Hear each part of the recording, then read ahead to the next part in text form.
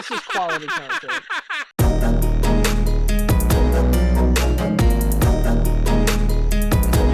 Dude is my age. Marcus is my age, and he's got like 50 years of fucking experience already. Because both the fuck out of her chance.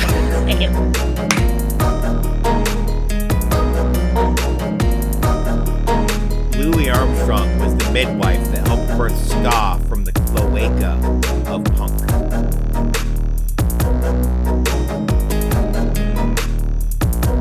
You guys heard it here first at LTN Media. There's packs of wild stray dogs that control most of the major cities.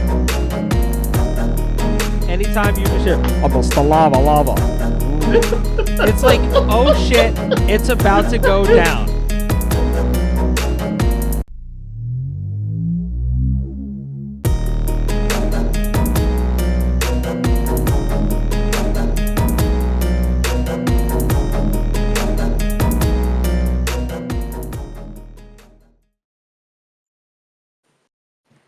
Chat, welcome to our weekly Alcoholics Anonymous meeting. I'm Dave, and I've been sober for about 10 minutes.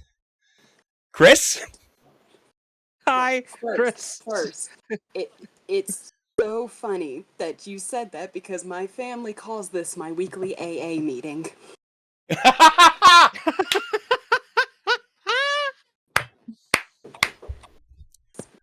Oh, I should have said Assholes Anonymous.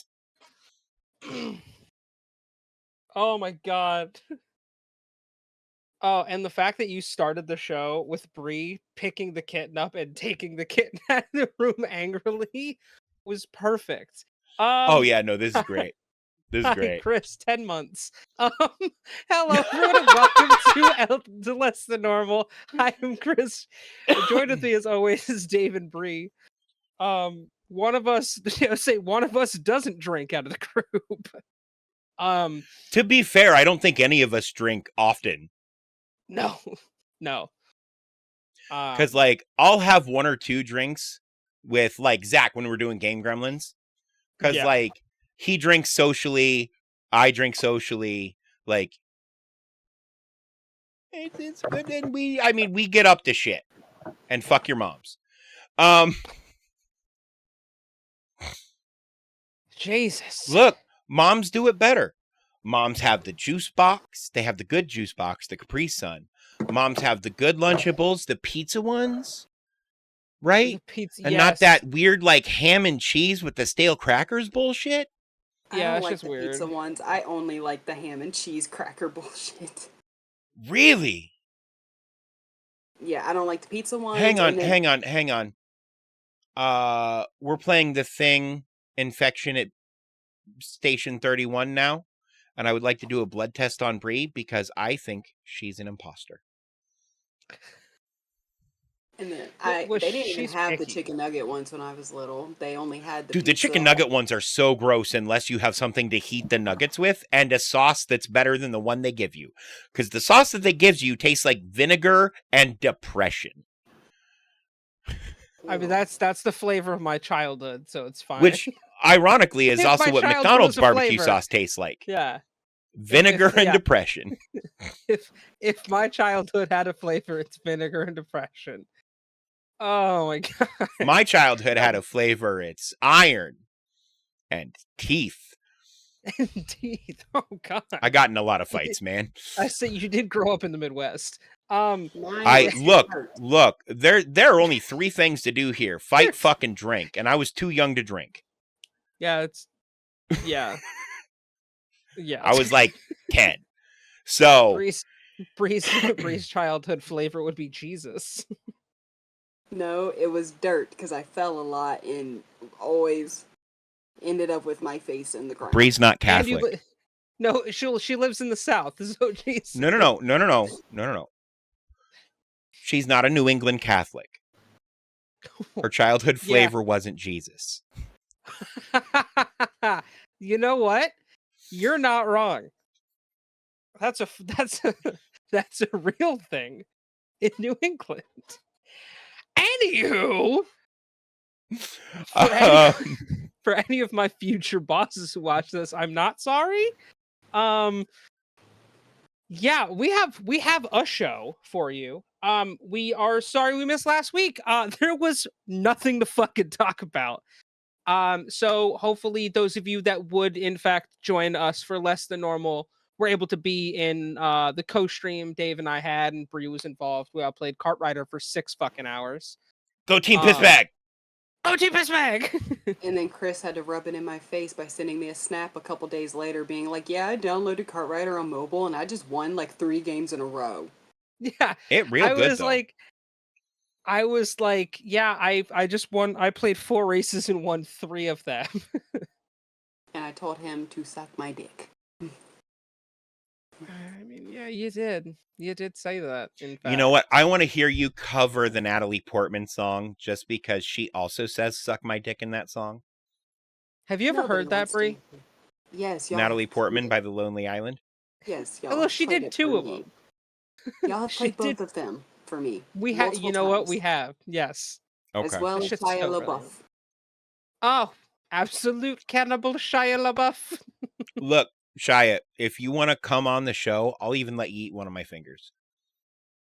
Not only, I dude, can I'm do actually a big so. fan of Shia LaBeouf's acting ability. I for sure would love him to come on the show. Oh, yeah. No. Agree. In everything except Crystal Skull.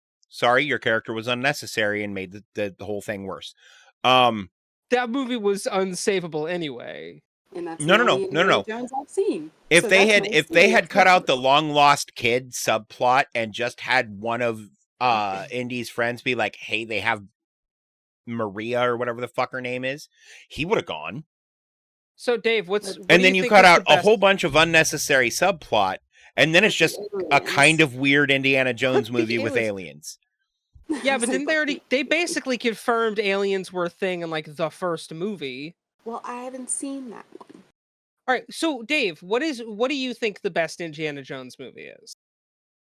Is it Raiders of the Lost Ark like everybody else says? No, Oh. You don't think so? Last Crusade. The first one? Mhm. Okay. I am torn between The Last I Crusade like the and Invisible Raiders of the Bridge. Lost Ark. The Jesus Christ! The I can't Invisible speak Bridge today. does it for me, man. The Invisible Bridge is pretty cool. You know what would be cooler over an Invisible Bridge?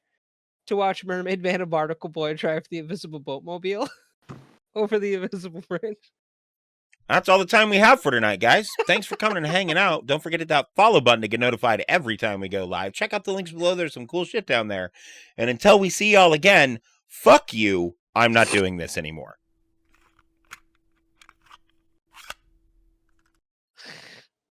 All right, and we're back.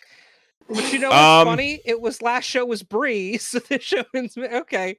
No, you know what? This works. As always, before we get started, I want to give a shout out to the boys on Miles and Motorsports, where you can hear me as well. It's always a good time if you like racing. If not, don't listen. I want to give a shout out to my boy Jedediah and his friend Jethro. Hey Jedediah, how's it going? What are you doing? What are you doing, Dave? I'm gonna eat Jedediah and I'm gonna make you watch. No, I don't want to watch. No, you have to watch. No, I don't want to watch. No, you have to watch. Okay, Why'd you eat that's his all the head time first? we have. Thank you guys Because I'm so gonna much make you for lick the being neck hole. here. I do have an end stream button. So, yeah. I don't know how to come back from that one. Miles on Motorsports. What, Yeah, you already shout out finished that? Shout out to Miles and the crew. You can And hear Chris Jedediah, fight. well, Jethro. Jedediah is dead. Jethro is too. I ate him also. You hear Chris in 2 different spots at the same time. Usually literally at the same time.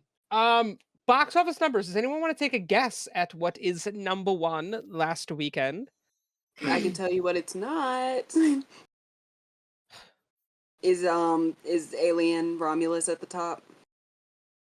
Oh no, it's still Deadpool and Wolverine guaranteed. Or is It is still Oh, Deadpool guaranteed. and Wolverine. Guaranteed. That movie's was gonna not sit last at week, number though. 1 for the next 3 fucking weeks. It was not last week. Alien Romulus last week. week. Yes.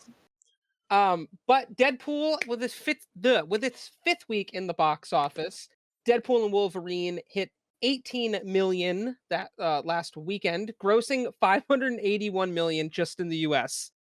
It's the highest grossing rated R movie of all time. It passed Joker. Oh yeah. Number 2 is Alien Romulus, and its second week did 16 million. Ooh, can I guess number 3? Yeah. Is it Blink Twice? No. No, it's not The Crow. Can I guess number 3? It is not The Crow. Dave can guess number 3. Not Borderlands. Correct. All right. It ends with Us in its third week. It got 12 million. Number 4 is Blink Twice. Opening weekend did 7.3 million. Number 5 is this movie called The Forge. It is a Jesus movie that did $6.7 million opening weekend. Look, that's almost as much as Borderlands. So I do want to actually read the rest of the top 10 because it's interesting. Number 6 is Twisters. In its 6th week, it did 6.1 million. Number 7 was Coraline. In its second week in the re-release of the 15th anniversary of that movie, it did $5 million. Don't say that. Don't say 15 years. Number 8 is The Crow, and its opening weekend did $4.6 million. Number 9 is Despicable Me 4, which did 4.2 million in its 8th week in the box office, and number 10 is Inside Out 2 with its 11th week in the box office. 2 million. Else is out. I mean, what else was going to be number 10? Borderlands? I want you to think about the fact that Inside Out 2 has been in the movie theaters for almost 3 fucking months. And it's still making money. $647 million it's amassed so far. Look, I'm just going to say, and impromptu topic. They announced Borderlands 4. And as a longtime Borderlands fan, I started playing with the first one. I don't know if I care. Yeah, I liked 3. To announce that with how bad the movie is. Now's not the time to announce the 4th game with how bad the movie is. Or how bad the movie is. Oh, well, no. That's not the only problem. So the main problem is Randy Pritchard, the CEO of Gearbox, is a fucking lunatic. The original voice of Claptrap isn't coming back. He separated with the studio over issues with Pritchard. Pritchard has been combative with fans in the past. He has been nothing but combative with literally everyone telling him the movie is dog shit since Borderlands came out. And I still haven't seen Borderlands, so I'm not saying the movie's dog shit, but I'm sorry if your community is telling you I've seen the movie, it's not good, they fucked up the IP. As the CEO, you should be as upset about it as the fans are.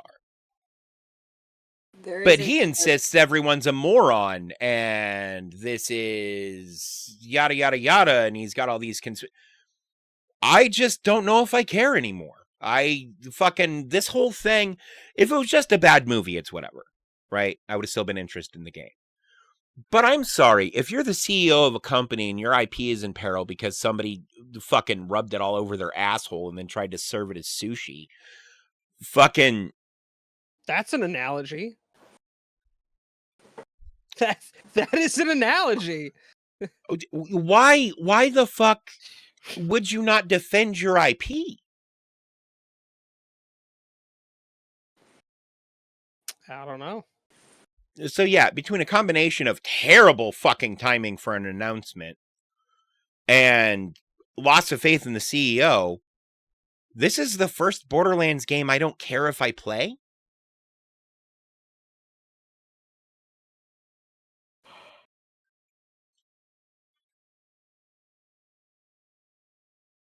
Makes me sad. Hey, what's up, Wook? Wookie. Well, on that note, we're in a slow week this week. The only thing that's coming out is Reagan, which is a biopic of Ronald Reagan, played by Dennis Quaid. You all know Reagan, famous actor from the silver screen. I think he was also president at one point. He was in fact president at one point. Wait, no, there's definitely another movie coming out. Hold on. Maybe not. Maybe it's next week, I'm thinking. But I swear there's a movie. The big one that everyone cares about is coming out next week. We'll be able to talk about that on the next show. What's that? That'll be Beetlejuice. Oh. Broly gets shot. Oh, yeah, spoiler alert to anyone who doesn't know the story of Ronald Reagan. I know what the movie I was thinking of. It's called Afraid. It's a horror movie. It's basically the Disney movie Smart House as a horror movie. And it's got John I had a Chow dream I designed one of those once. You mean I had an idea before someone made it a movie? Instead of after? Yeah. It also seems very Megan. It seems like a combination of Megan and Smart House, but more Smart House. Yeah. Shout out John Chow. Oh, I love John Cho. Oh, he's They need to make another Harold and Kumar movie. That is John Cho. There's right? also a movie called There's also a movie out called 1992. That features Tyrese Gibson, Scott Eastwood, and the late Ray Liotta. I was 8 in 1992, and the only thing that happened that I can think of isn't that the year Biggie and Tupac got shot? No. They got shot in like 97. In 1992. Really? Yeah. Yeah. I was born in 1992.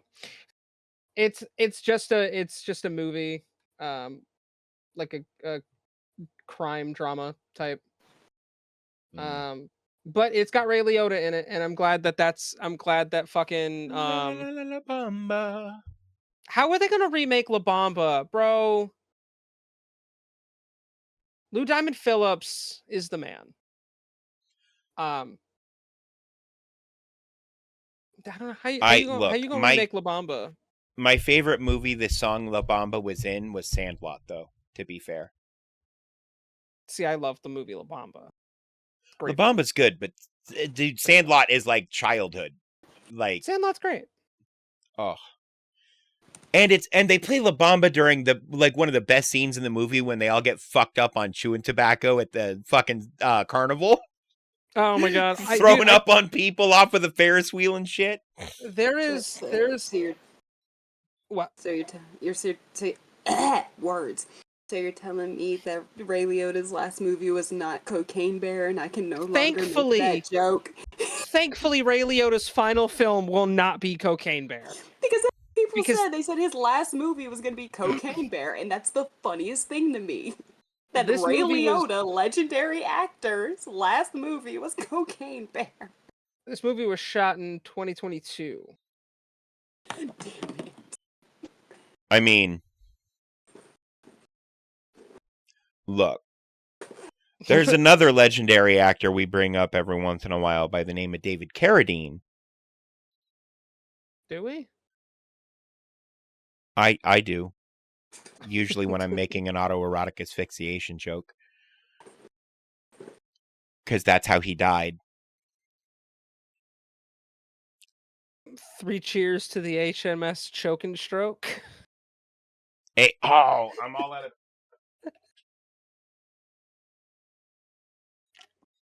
That rum bottle's in.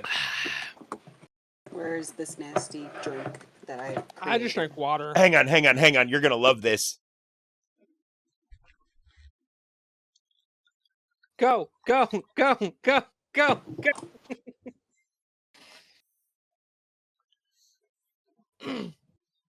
That's my solution to having enough water at my desk.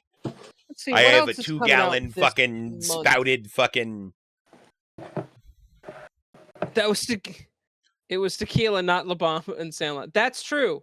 It was tequila. That is true. That was tequila. It not was La Bamba. tequila. It wasn't tequila. It was chewing tobacco. No, I'm kidding. I know what you mean. So other movies that are coming out this month, we have Speak No Evil, which is that new horror movie with James McAvoy. Transformers 1, Whiplash will be re-released into theaters for its 10th anniversary. Let's see, The Wild Robot, which looked actually quite interesting. Question from a caller. So when are you guys doing the Sprite Challenge? What the fuck is the Sprite Challenge? What is the Sprite Challenge? Buy me a Sprite. I'll probably do it right now. I don't give a fuck. I'll probably do it.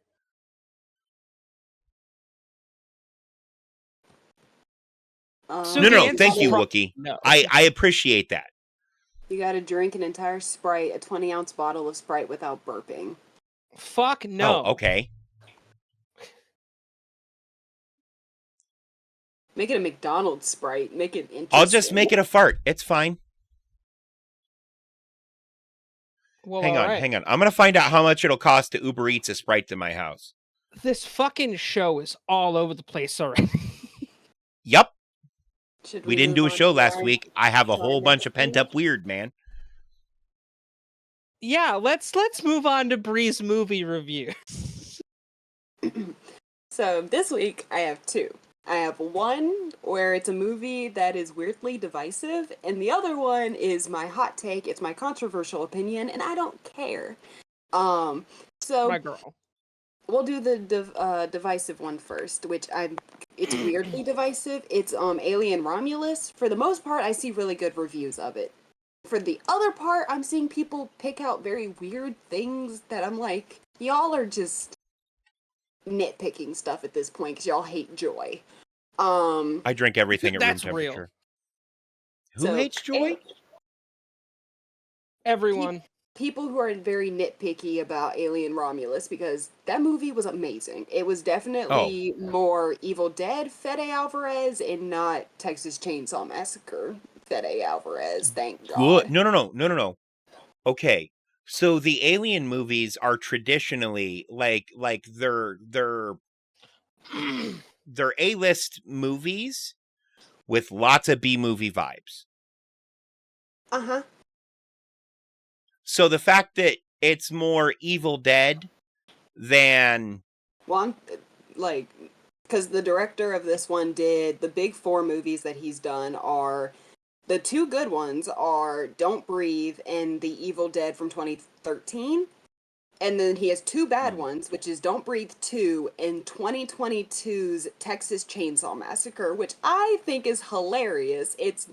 I feel like it's intentionally terrible and it's hilarious, but I understand that it's not good. It's not. It's not. Well, good. like that's what it's real original bad. Army of Darkness trilogy, Evil Dead, Army of Darkness, and then whatever. God, the third Evil one is, Dead is so remember. campy. Yeah, but it's on purpose. That's why it's so Sam good. Raimi. And then what does Sam Raimi do? He does a remake of his own movie that is fucking insane. Who remakes their own movie and just goes, right, we're gonna fucking actually make a movie this time? Yeah, so look, it's amazing. It made our country fall in love with Bruce Campbell, Lord of the B movies. So until he ended up a Marvel movie. To watch Alien Romulus, there's 3 movies I would recommend watching before you watch Alien Romulus, because this movie takes place between Alien and Aliens. So I definitely recommend watching those 2. And then Prometheus, you don't have to, but there is a little bit of that in here that, like, if you don't understand, it doesn't take you out of it, but it is very much, if you see it, you'll know. The acting is all incredible. I almost forgot. I love this joke. That now, and I love the fact that I can make Madam Web the butt of every joke. I am glad to say that now all 3 of the girls who were in Madam Web have now been in good movies this year, and I'll take it. They've all redeemed themselves. Because Sydney Sweeney was in Immaculate. I don't remember the black girl's name, but she was in Ghostbusters Frozen Empire. And the Latina girl, Isabella Merced, I believe is her name, is in Alien Romulus. And thank God they all got to redeem themselves this. So not only is this movie well acted, there is very little CGI in any of the CGI. From what I've heard, is just to enhance a lot of the practical creatures. Mm-hmm. So it's to enhance the practical xenomorph. It's to enhance the practical face huggers. Like, well, that was always how that franchise was. Anyways, all the directors, James Cameron and such, all were very big on the because they started having to make all these props anyway, and then a lot of times they still have the props somewhere that they can just get and either modify and modernize or whatever. But that's why all of the monsters throughout the Aliens franchise do a really good job of, they all look the fucking same. Yeah. Well, that's what makes the xenomorph so much more terrifying, is because the use of practical effects makes it look like, holy fuck, that's a real ass alien. That's why the dinosaurs looked real in Jurassic Park. My face. That's why the dinosaurs looked real in Jurassic Park, even though it came out in the 90s. Yeah. Because they built dinosaurs. There is one in a cloning lab. There is one CGI nightmare towards the end of the movie, which it doesn't look good, but I feel like it's a thing where it's like, even though it doesn't look good, it doesn't take you out of the movie because of what it is. Yeah. I'm not going to say what it is, but because of what it is, it being a CGI nightmare just makes it that much creepier. Is it the Abomination? No. Damn it. You keep asking about this damn Abomination. Because it's the coolest thing that they've ever teased and never they've been edging us for almost a decade now, Bree. They just don't want us to come. And I need to come. Nobody clipped that. There are a lot of nods to things from the original movie, from the second movie, from Prometheus, like just a lot of nods, which is what a lot of people are being very nitpicky about, but it makes sense for these nods to be there because this movie takes place between Alien and Aliens. So it makes sense within the story for certain things to be there. And it not just be like, oh, I know that thing, that's from the first one, or that's from the second one. There's a couple of callback lines from the franchise as a whole. There is one. It's cheesy, it's dumb, but it makes sense within the plot of the movie, and it also brought a smile to my face because it's dumb, but it's fun. There is, I don't know, is what this character is revealed in the trailer? I mean, it's an alien movie. There's an android. It's an alien movie. You can put that together yourself. There's always an android. Yeah. And it's revealed pretty early on that he's an android, so it's not this big twist. Like it is in the first one. Yeah. That actor, because it's him and then the main character, they are kind of your focal point of this movie. So they're like they're the two that get the most like character development. They're the ones that you learn the most about, and they both do a fantastic job with like creating characters that you care about. Even all of the even all the background people that you know are kind of just there to die. You enjoy them as well, for the most part. There is one character, because you always have to have one, who's a complete asshole, but, you know, it's fine. All of the action scenes are great, all of the settings and, like, locations look amazing. It doesn't look like they're on a set. It's not completely dark, so you can actually see the screen, Alien vs. Predator Requiem.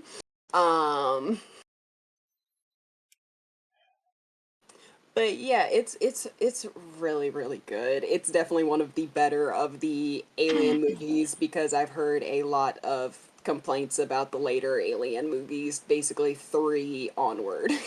They were all great, and 2 of them were prequels. Is the new Alien movie worth it? Yes. Yes. Yes. Yes. Yes. Yeah, I know. I really want to go see it. Okay. So a couple of things. I just realized I'm our show's D. Yes, you are. And I don't know how to feel about that. And also, so you guys have me kind of wanting to run a sci-fi horror one shot. Do you have to call And Ivan? I have the perfect system for it because you can pretty much do anything with it. Do you need to call Ivan? No. This won't be in the same timeline or world space as Ivan because it's probably not going to have a happy ending.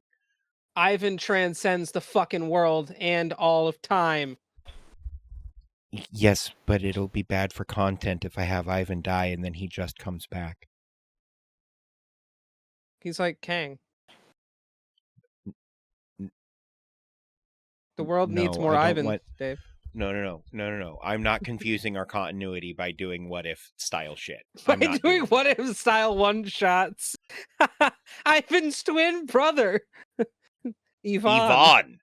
Yes. Hello, I am Yvonne. I am rugby player from Australia. No. Ivan is brother.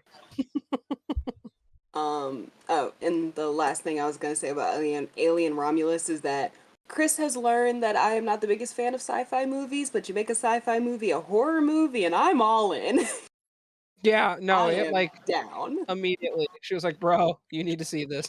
Like, okay, Bree, I think you would love.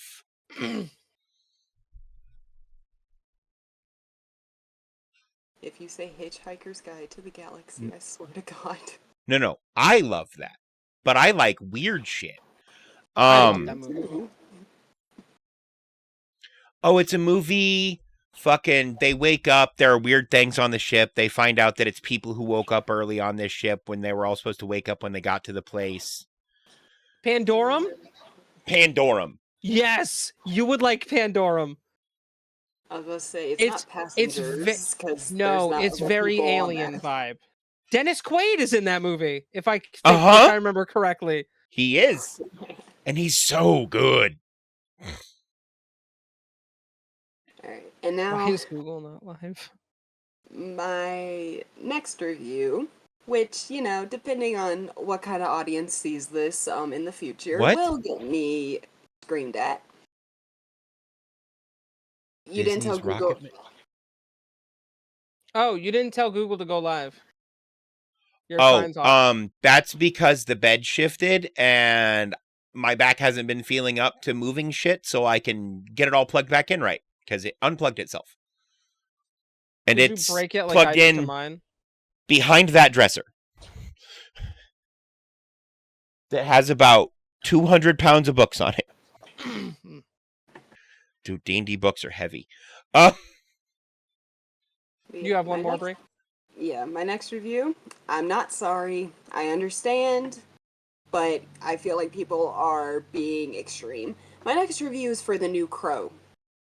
I did watch the original Crow literally before, like I left work, got to the theater, sat in my car, watched the original Crow, and then went to the theater to watch the new one. So I've also learned, you know, a lot more about like Brandon Lee's everything that went on with that. I've learned the original idea for the graphic novel. I've learned all of that. I get it. I understand. But I feel like a lot of people are being like extreme with their disdain for this movie because y'all resented it before it even, like, as soon as it was announced. Yeah, it was set up to fail. So I loved it. This movie was amazing. This movie kicked ass. Bill Skarsgård, call me.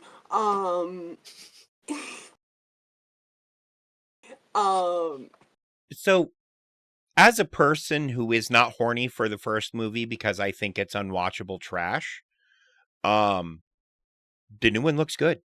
Also, I think the first movie is unwatchable trash just because it is so fucking dark and hard to know what's going on. It was very difficult to watch in my car because the screen and the sun is getting right down. So I could see it for the most part. There were some scenes that I was like, Something moved there, I think, maybe.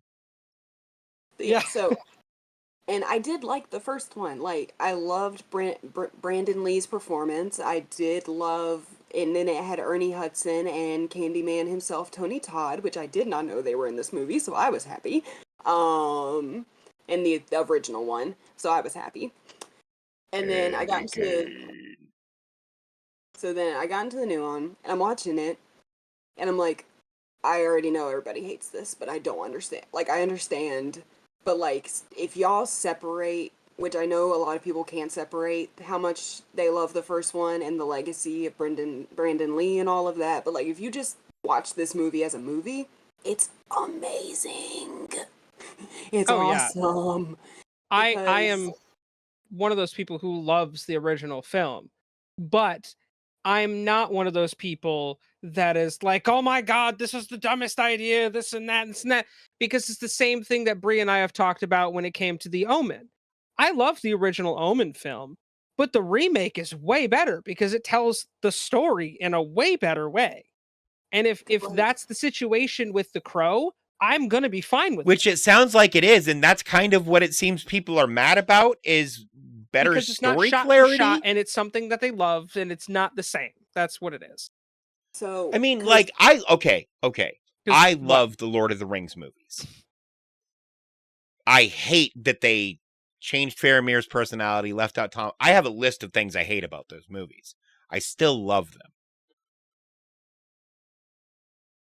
It's like with this one, some of the things that I liked more in this one, which I've learned in the original movie, they were going to do a lot more to show Shelley and Eric Draven's relationship and like all of that, but because of what happened, they had to change a bunch of things. They had to incorporate more Ernie Hudson and the little girl to try to fill the time that was supposed to be used to show their relationship. So the movie, in the original one, it just starts off, they're already dead, and the only things you get are these quick little flashbacks where you barely see Eric Draven because of what happened. You see him silhouetted, or he's not even in it, or you just see Shelley. This one takes it's split into 3 very clear acts. The first act spends the entire time showing you like how they met and building their relationship so you can care about these characters before it happens, versus in the original, they're already dead. So you have to learn to care about them based on how much Eric loves her. Which it works. You do end up caring about this character you never met because of Brandon Lee's performance.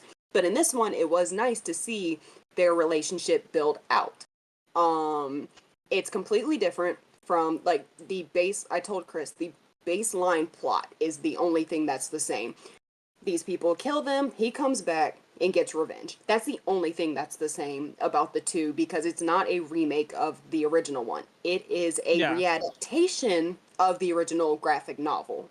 Which the original, even the original movie isn't completely the same as the original graphic novel, because I think in the original graphic novel, they just die. They're in the wrong place, wrong time. There's like a car accident or something. Yeah, it's something like that.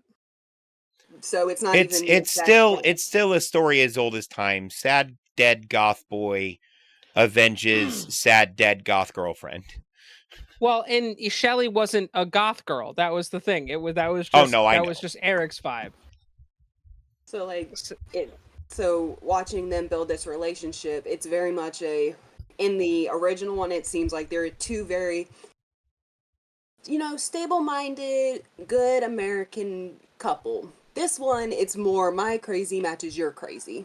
And I liked it. And a lot of people are saying that made them have no chemistry. Versus, no, it's just a different kind of relationship. They had a lot of chemistry. Bill Skarsgård looked like he was ready to grab FK Twigs, throw her over his shoulder, and take her to the bedroom and have his way with her the entire time. What do y'all mean they don't have any chemistry? They do, it's just a different type of relationship.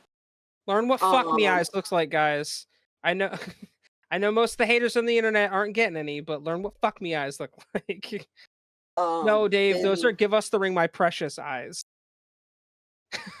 No, that's... Yeah, a little bit. All right.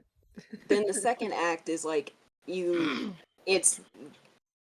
second act is like him coming back, figuring out what he has to do, versus in the original one, it seems more like he comes back and just kind of immediately knows, oh, I'm back to avenge my dead wife. Yeah. Versus in this one, like, it takes time for him to learn, why am I here? What happened? Why am I back? Where's Shelly? Like, I thought it was just a dream, stuff like that. Third act is what you see in the trailers. It is bloodshed. There's some kills in that movie. There's a lot of gory kills. There are some kills in that movie that are bloodless that made me cringe because God damn. Crunchy bone sounds? Look, I'm just saying the two best kills I've seen in media in recent memory are a woman riding a man's face till his head popped like a grapefruit in The Boys. Yeah. Yep. And a man having a grenade shoved up his ass because his skin is impenetrable, also in The Boys. Yeah, that's how they kill Translucent at the beginning. Yeah, they did that in Archer too. When the dude goes into the other dude's pee-pee hole and then gets big and then explodes in The Boys. I think it's in season 3 when the dude goes. I've only seen season 1. Oh. Well, now you know. Because I'm busy and have autism brain and forget it exists. Dave and I have been trying to finish a show for about a year now. That we haven't watched. We didn't even finish the first season of Our Flag Means Death. No, we haven't. And we need to finish that because I love gay Taika Waititi. Gay Taika Waititi is great. Let's see. So, would you recommend that movie to someone like me who you know actually would give it a fair shot as a fan of the original? To you, yes. To anybody else, absolutely not. Because I will stand here proudly and say, if I'm the only person on the planet that likes this movie, I don't care. Because I like it, that's enough for me. Because it's Would you recommend it to me? I'm trying to Probably think. Not. The Why end, probably not?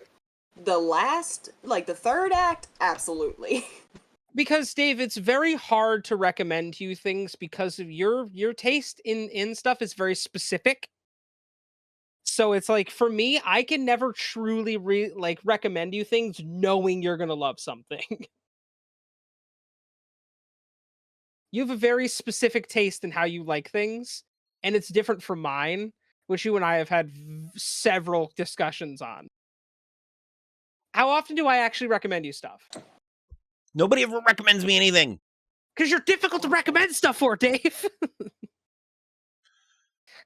I have man. Taste. Wow. Of a particular variety. Okay, I was gonna. No, I wasn't meaning like you, motherfucker. But no, like I also don't think there's anything wrong with knowing what you like. But everything I've seen about it and your description of it, Bree, it actually sounds like a really good movie to me. Because my big earmarks for a movie are the story needs to be fucking coherent. I'm looking at you, Madam Web. And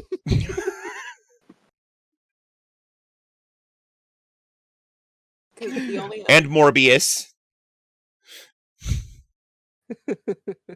Are there any other Sony projects that I can throw under the bus? Hang on, let's go studio by studio. And DC or prior to fucking the Snyderverse bullshit. Oh, fuck me. I knew the stories and I got lost in fucking Batman versus Superman. And I know all of the storylines they pulled from. And I'm like, wait, so why is this going on? We save Martha. Why did you say that name? Yeah, let's scream Martha at each other for 5 minutes for dramatic effect when none of the audience gives a fuck. Your parents are dead, boys. Get over it. Lois Lane just runs in. It's his mom's name. I love Amy Adams. I hated that Lois Lane. I hated her so much. But what was I saying? Oh yeah, the only other thing I wanted to say about The Crow that I've seen a lot of people complain about. So in the original one, Brandon Lee's performance, which again, it's two very different performances, but they're both wonderful in their own way. Where in the original one, he had Eric Draven has these like people in his life that he does care about that keeps him human and keeps him like, even though he's back to seek revenge on the people that killed him and his wife, he still has these elements that, you know, keep him grounded. Versus in the new one, he doesn't have that. He doesn't have anybody that he cares about that like is able to keep him from like losing his mind. So while Brandon Lee's is more human, this one, he is a tank. He is a monster. You do not want this man coming at you because he's just a giant ball of rage that is ready to snap the neck of anybody who messes with him. Yes! And it makes sense, and I love both different interpretations of it. And it's because this one seems more like, I've heard people say Joker-esque as an insult, and I think that it's not. I think it's the Joker mixed with Terminator, and I don't think of it as an insult. I think of it as, oh, where'd my clothes go?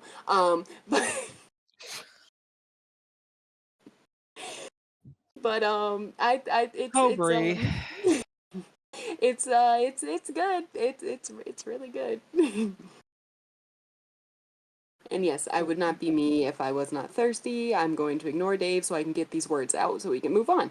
I would not be me if I was not a thirsty little bitch. Like I said, Bill Skarsgård called me. He got hotter the more broken he became. He got hotter the more blood he got on him. He got hotter the more crazy he became. Because goddamn, Bill Skarsgård. Don't play Baldur's Gate 3. Yeah, that's probably you would the end all. Asterion and that girl. She's done. Because Bill Skarsgård is already hot, plus he's my height, and he could throw me. I'm gonna stop. Yeah, We're gonna move on. How much farther do you want to keep going live on the internet? So I ordered a GamerSupps sample pack because a creator that I follow had a code for free shipping, so I didn't have to pay shit. Free sample, free shipping, and he got the whatever.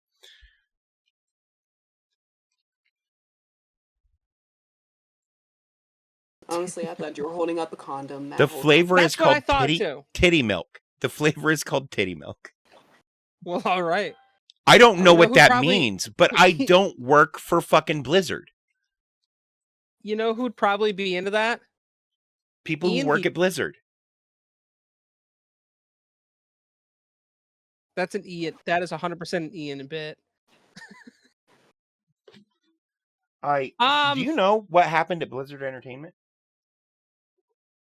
Other than the fact that they're owned by Microsoft now? Oh, no. Before that. They got in hot water a while back because there were some employees stealing their coworkers' breast milk. Hot water or hot milk? Huh? Ew. MILF. Hot MILF, I think is the word you're looking for. There you go. Yeah, that sounds about right. Bunch of fucking nerds. Yeah, that sounds about right. Well, anywho, we have 3 trailers to talk about today. Hang on a second. I'm still preparing my titty milk. Also, we didn't get to cover it last week, but I do want to briefly touch on it. That it was announced last week by Disney that The Acolyte has officially been canceled after 1 season. I haven't finished it, but from what I've heard from a lot of people, it's probably best that I didn't. I heard it started good and then went downhill fast. Yeah, Maul. Thank God. Yeah, that's what I heard, that it started off. And the first 3 episodes I watched were great, but I heard it kind of ended terribly. So it sounds like it's not a surprise that it's gone. But I've heard that about every Star Wars Disney Plus show, and they keep getting The Mandalorian keeps getting renewed, but I've heard The Mandalorian is is becoming a movie. And then I heard the same thing about the Book of Boba Fett. I heard the same thing about what's the other one? Don't tell me. What is the other one that has Ewan McGregor that come back? Or maybe that is the Book of Boba Fett. Didn't they really? Are you thinking about Ahsoka? Yes. I was like, that's the other one. I thought Ahsoka was great. I also thought The Mandalorian was great, and the Book of Boba Fett was great. I don't Also, know. Andor was pretty great too. No, it was Andor was what I was thinking. But Andor's also getting a second season. You know, people, like you said, people hate Joy. Yes. But we should start our ride through this journey of trailers with a new film that we've talked about this franchise a whole hell of a lot. That'd be the trailer for Sonic the Hedgehog 3. I still haven't seen any of them. Sonic, you finally found. We will. All right. So our next Shadowhunter Sunday, we will watch them because I still haven't watched the show. I need to watch the Knuckles show. I will stay awake. I haven't seen the show either. Yeah. Please stay awake this time. Because I definitely fell asleep multiple times. Like, I was asleep for the whole time of Freaky, but you were asleep for a good 65% of that movie. Because I was awake through the opening. I was awake. The last thing I remember is Catherine Newton getting to the school. I don't remember a single scene of Vince Vaughn, except for I woke up at one point and he was walking around, and then I fell back asleep. You were awake when my nose started bleeding, and then when I came back, you were asleep, and then I don't remember your nose bleeding. Oh yeah. Anywho, close fucking call. Why? I'm sitting here trying to figure out what this tastes like. I was just getting ready to type to Google it to see what other people think it tastes like. And then I realized I'm probably not going to get fair with what does titty milk taste like. I don't know how to look this up. What does it taste like? You're going to hate milk? this. Does it taste like titty milk? Milk? Maybe? A little? Maybe? I mean, I've tasted... I'm a father. I've had pregnant and breastfeeding significant others. So it tastes like titty milk? Kinda. Like okay. It's just kind of like creamy flavor, not texture, and sweet. Okay. Interesting. So but like, who'd have thought? Nectar the gods for a reason. Fucking Maul, please never change. And the one.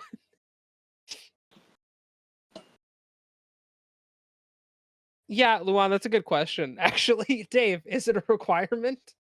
He's like, we're gonna start this fucking trailer now. Unless you work for Blizzard. Oh. Then it's only a misdemeanor. Jesus Christ. Play the damn trailer. Play the fucking trailer now. Or Homelander. Or Hark the Homelander. Yes. This is gonna go wee more. We're already off the rails. I tried bringing it back, so it's not working. I kind of want to put gin in it to see what that does. Sipping on gin and titty milk. Sipping on gin and MILF, laid back. With my mind on my money and my money on mind. Adios, motherfucker! Yes. All right, let's go. Sonic, you finally found your family. Dave, we can't hear it. Try to keep up.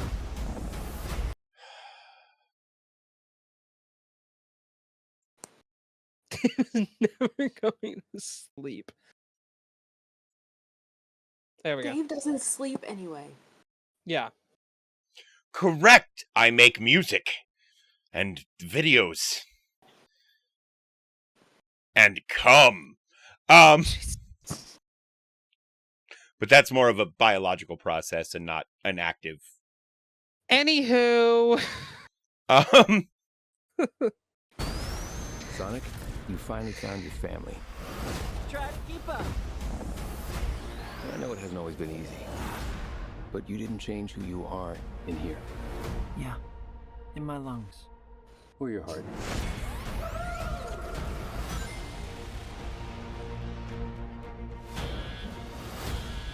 There's been a high-level security breach. And we need Team Sonic's immediate assistance. Project Shadow is far beyond anything we've ever encountered. Shadow's story began a lot like yours, Sonic. But where you found family and friends, Shadow found only pain and loss. All right, we got a rogue alien on the loose. How do we find it? Start with a giant fireball? I love it. Let's start with a giant fireball.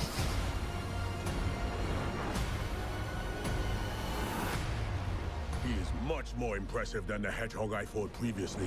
Dude, I'm standing right here. You're a colorful bunch. We don't want to fight you. Actually, Sonic, I would like to fight. No, no!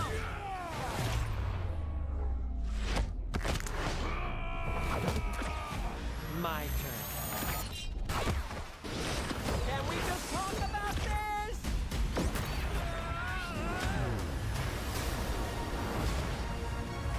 He's too powerful.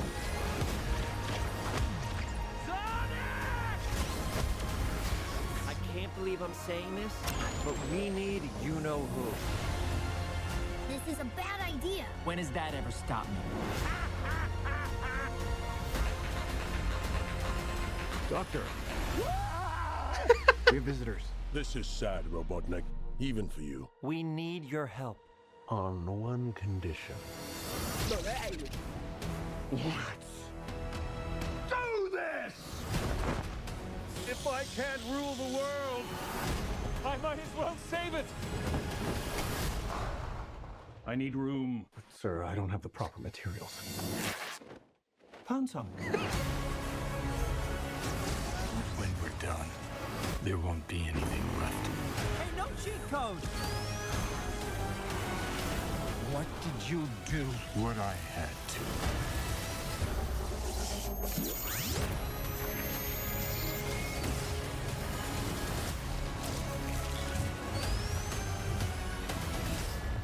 Welcome home, my boy.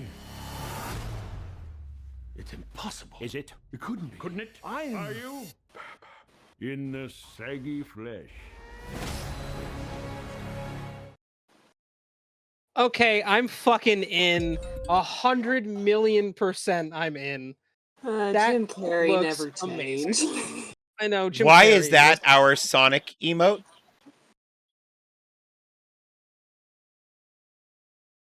Zach! Oh my god!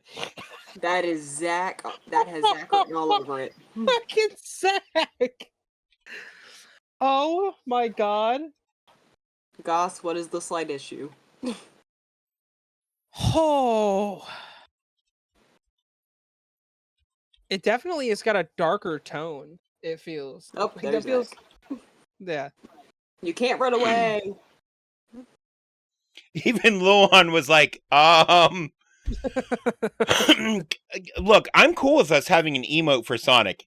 It definitely needs to be a different emote, please and thank you. Yeah. Sonic getting railed by Knuckles. Exactly what I had in mind. And if you guys want to get caught up on all of the crazy memes you don't see, you should consider signing up for 7TV. Or don't. Unless Or you want don't. to see this. Look, based on what the Sonic community makes themselves, they want to see it. And that is They my do one very complaint. fair. I Very hate fair. Shadow the Hedgehog. They should have stopped adding characters to the franchise at Knuckles. There are too many characters in the franchise. They're all weirdly sexualized animals. Yeah. They are the reason we now have furries. Well, was And there's Amy- nothing wrong with being a furry.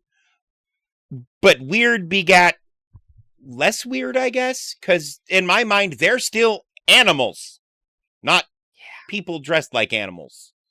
Did Amy come before Knuckles or after Knuckles? Because we can't After. stop at Knuckles if we get because we need Amy. No. We don't need Amy.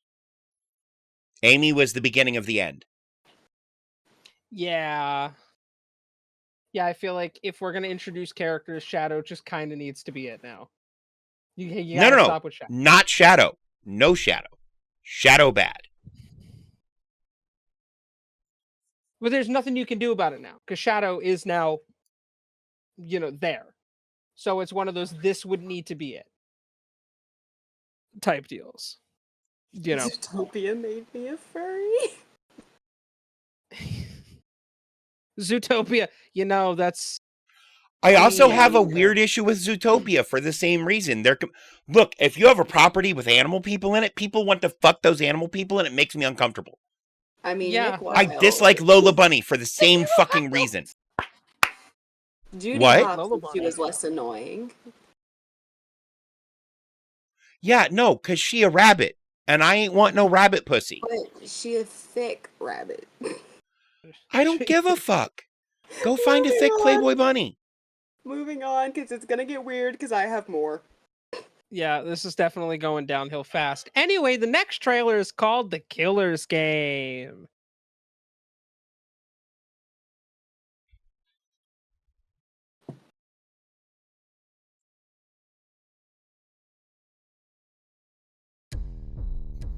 Zootopia. How did you end up here? Work. What do you do? Retirement planning. You should smile more often. It suits you. There's only 2 ways out of the killer's game, Joseph. You walk away clean, or you go out on your back. Joe, are you okay? I'm afraid I've got some bad news, Joe. It's terminal. How long do I have? Best case, 3 months. I don't want Maisie to see me fall like that. What brings you to my door? I need a contract executed. Who do you want retired? Me. I've thought about doing this for years. You killed my father. This way, I kill you and get paid. $2 million for Joe Blood.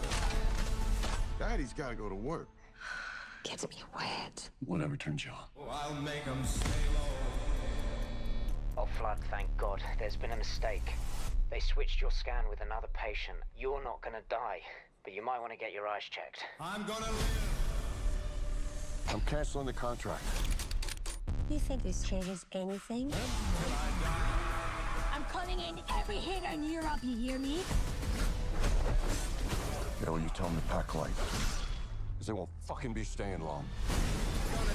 What is going on, Joe? Maisie, I'm a hitman. What? You kill people? That's what an assassin is, yeah. Did he just hit me with a motorcycle? That's just disrespectful.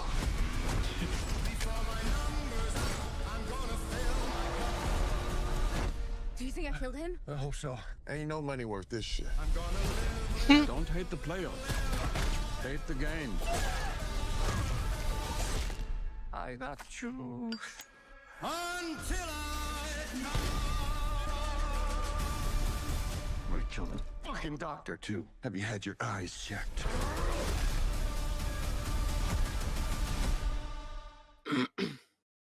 Okay, that movie looks awesome. Yes, thank you. You know what it feels like? It feels like the spiritual successor to the Hitman's Bodyguard movies. Yes. It's a little silly, it's a little campy, but in all of the best ways that an action movie that wants to be that gory really needs to be. Otherwise, it turns into an entirely different, uncomfortable thing. Oh, yeah. I saw the trailer in theaters. I just saw I saw Drax and Mantis and said, send to group chat. Yeah. Yeah, no, I'm fucking... That looks great. Maybe kill that doctor, too. Have you had your eyes checked? You're not gonna die, though. Bastard. But you need to have your eyes checked. Listen, you guys see Drax. All I see is 6-time WWE champion, the Animal Batista, doing what he's always done, fucking people up. And then Look, Terry Crews. you may see Terry Crews, 6-time WWE champion, but I see a man who just wants to love. And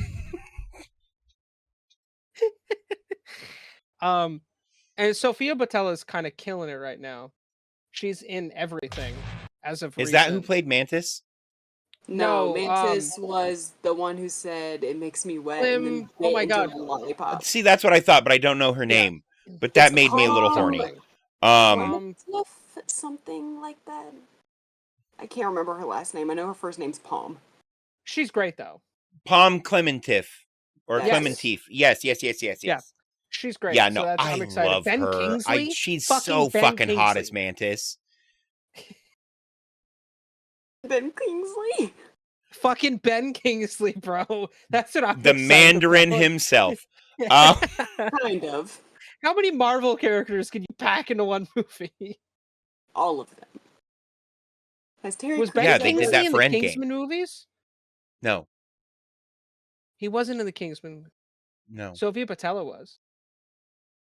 She was in the first one. The Kingsman movies are fucking phenomenal if you haven't seen them, by the way. So good. They're so good. And Highly all three of them, recommended watch order is release order. Even though the most recent one is a prequel, it won't be as impactful if you watch them in chronological order. Watch The Kingsman, The Kingsman Golden Circle, and The Kingsman in that order. And if you are a history nut, you will love The King's Man, because my best friend, I bought her tickets to see that for her birthday, and she loved that movie for how, even with the stuff that was historically inaccurate, the stuff that was historically accurate, I thought the girl was gonna cream herself from how much she was in love with it. It's so well done. The writing for the whole series is good. The easy one-liners. Elton John plays himself in the second one. Yes, he does. Daddy Pedro is in the second one. Fucking Samuel L. Jackson is the villain in the first one. The first one with a lisp. Samuel L. Jackson with a lisp. With a lisp, a sideways hat, and most importantly, welcome Lunarm. First time caller Lunarm. Welcome to the show. First message, Daddy Pedro. Daddy Pedro. They understand. Anyway, they're so good. They're so good. Yeah. The one-liners are my favorite part. Do we have a release date on the Killers game? Didn't look like it. Let me look. Right. The Killers. At least not in the trailer. I didn't see one. It does come out this year. It is September 13th. Oh, all right. So it's a couple weeks. So all right, not too bad. All I'm going to say is, if you haven't watched the Kingsman movies, you do not understand why the phrase "manners maketh man" is terrifying to hear. Yeah. Because if someone says that to you, you're about to be severely injured, and that's best case scenario. Yes, best case scenario. Or dying a slow and painful death, bleeding out on the floor while you watch all of your friends die. Yeah. That's not even worst case scenario, by the way. And if you hear Freebird, run. And don't watch the trailers, specifically the one for the second one, because it spoils a very big thing in the second one. The movie, yeah. Yeah, no, definitely. But yeah, the Killers game looks fantastic. This next one is mainly for Bree and myself, probably mainly for me. This is the Terrifier 3 trailer. I haven't seen it yet, and I'll be watching it like this. I haven't seen any of these trailers yet. There's a Clowna-Claus in it, it looks like, from the thumbnail. Yeah, so if anyone has a fear of clowns, this or is Santa. Your warning. Or Santa. This is your warning. You have been warned. Bye. You survived the most famous serial killer since Jack the Ripper. The 5-year anniversary is coming up. I think a lot of people would really like to hear from you after all this time. Want to know what it's like to be in the presence of that kind of evil. What goes through your brain when it's close enough to you. can feel his breath. I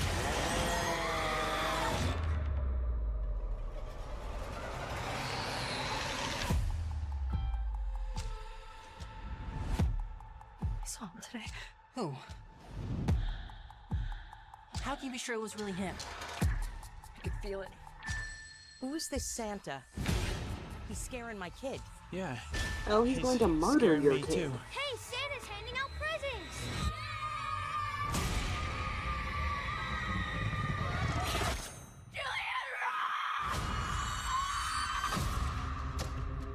Why would he come back here? Even if he was alive, which he isn't. Wouldn't you want to get as far away from here as possible, as far away from you? You both know this isn't over.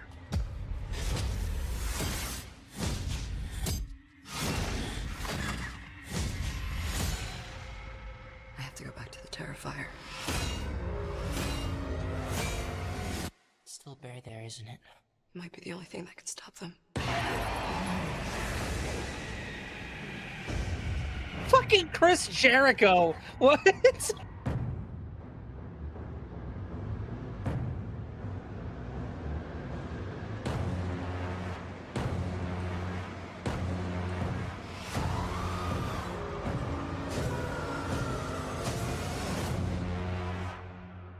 Looking forward to the best Christmas ever. Yeah, filled I with think he was in fun, Orderly. Smiles and laughter.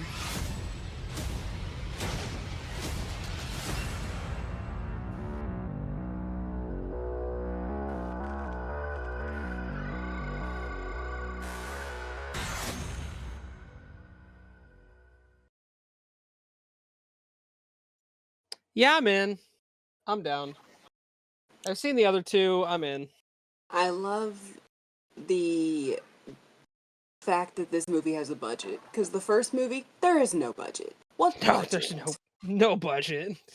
They put all of the budget into, if you plan on watching any of these movies and you have not seen any of these movies, warning, the first one has a girl stripped naked, hung upside down, and not like chainsawed, but like kind of saw down the middle. It's disturbing.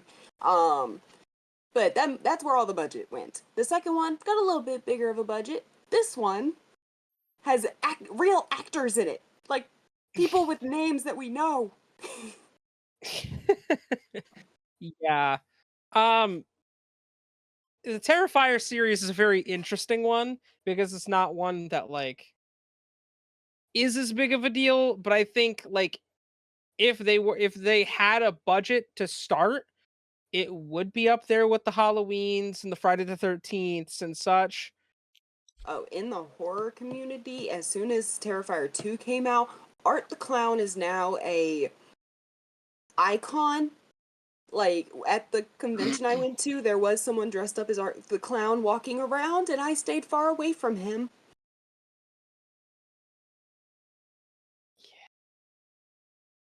Are they on Peacock? Mary had a little lamb. I shot it in the head. And then I pulled its Christ, entrails out to prove that it was dead. It's just Then I fed... Then the second movie, the only reason I saw the second one is because people, like, the hype around it was the fact that people were like, yeah, people are throwing up and having seizures and other things because of this movie. So I was like, now I need to know. I have to know. I am too nosy to not know. I watched the movie. The scene that people were talking about, I was cracking up because it's so over the top. It's so ridiculous. It's hilarious. Oh, they're both on Peacock. Perfect. So if you have Peacock, go watch the first two.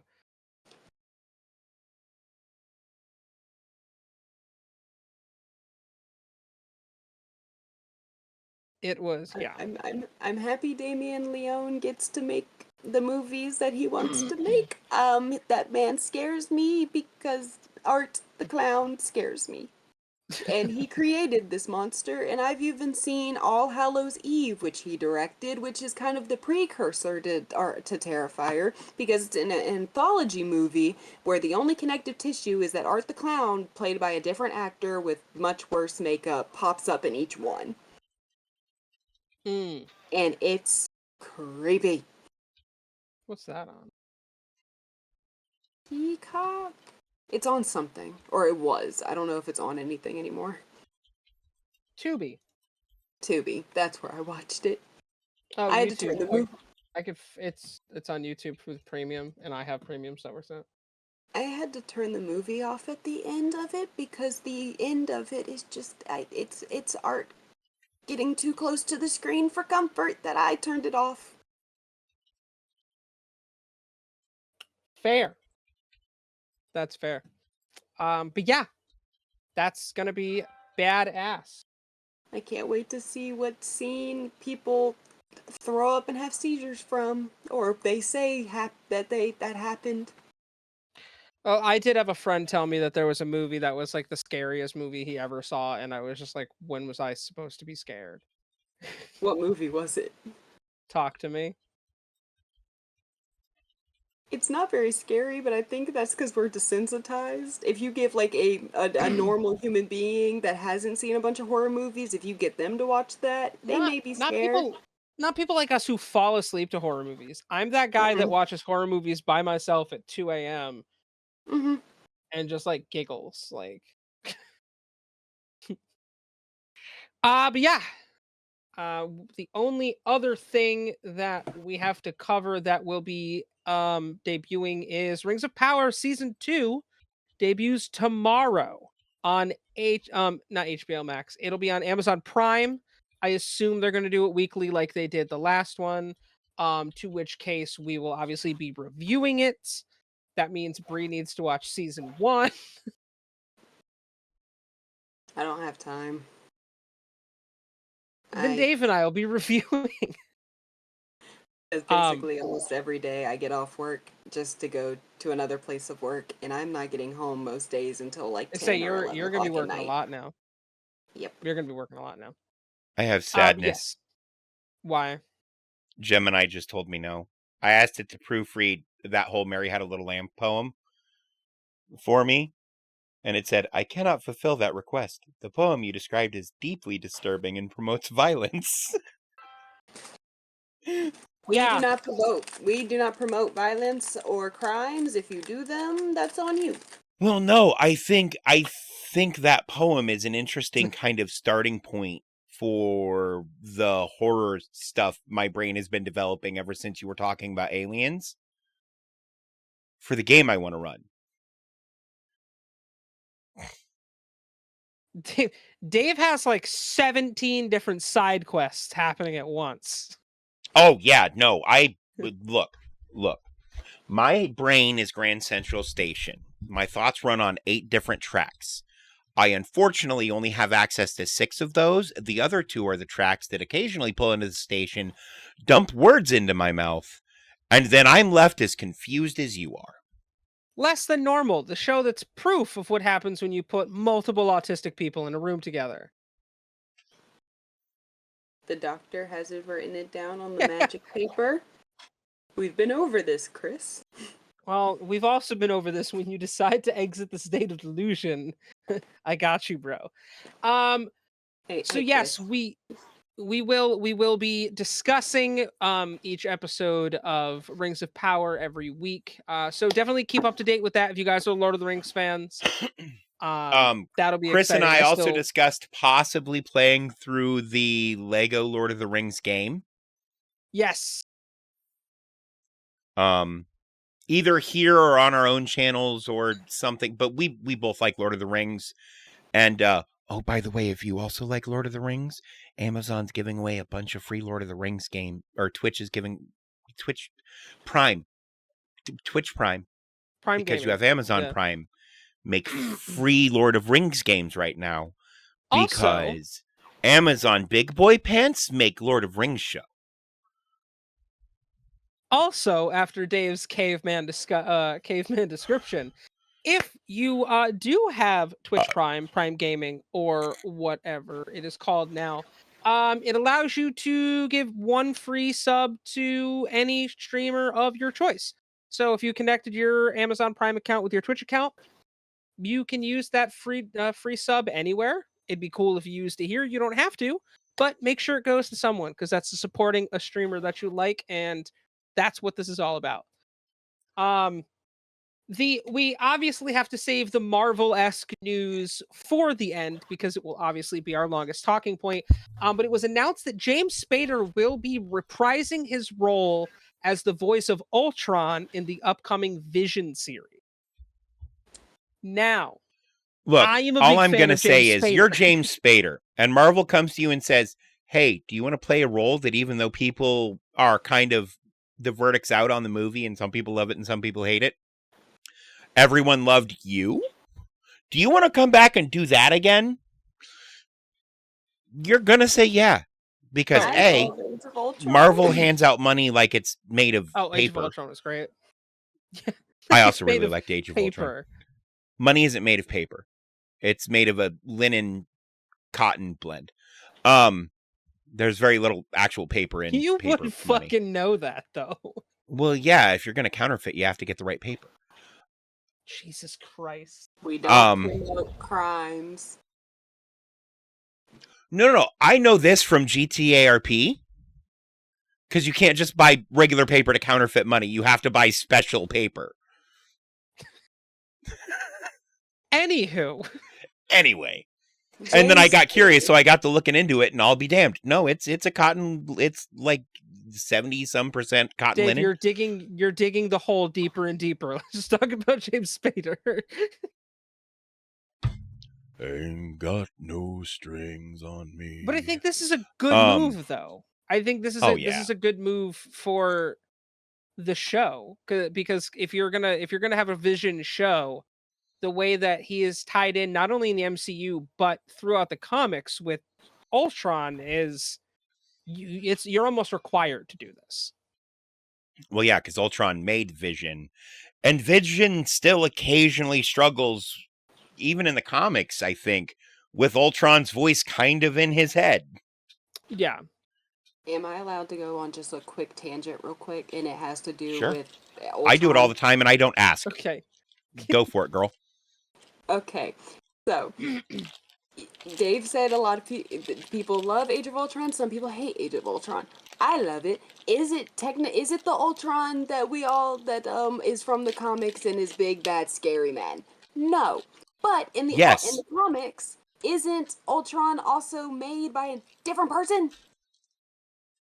Tony Stark and Hank Pym. Tony Stark. But Tony Stark is the primary.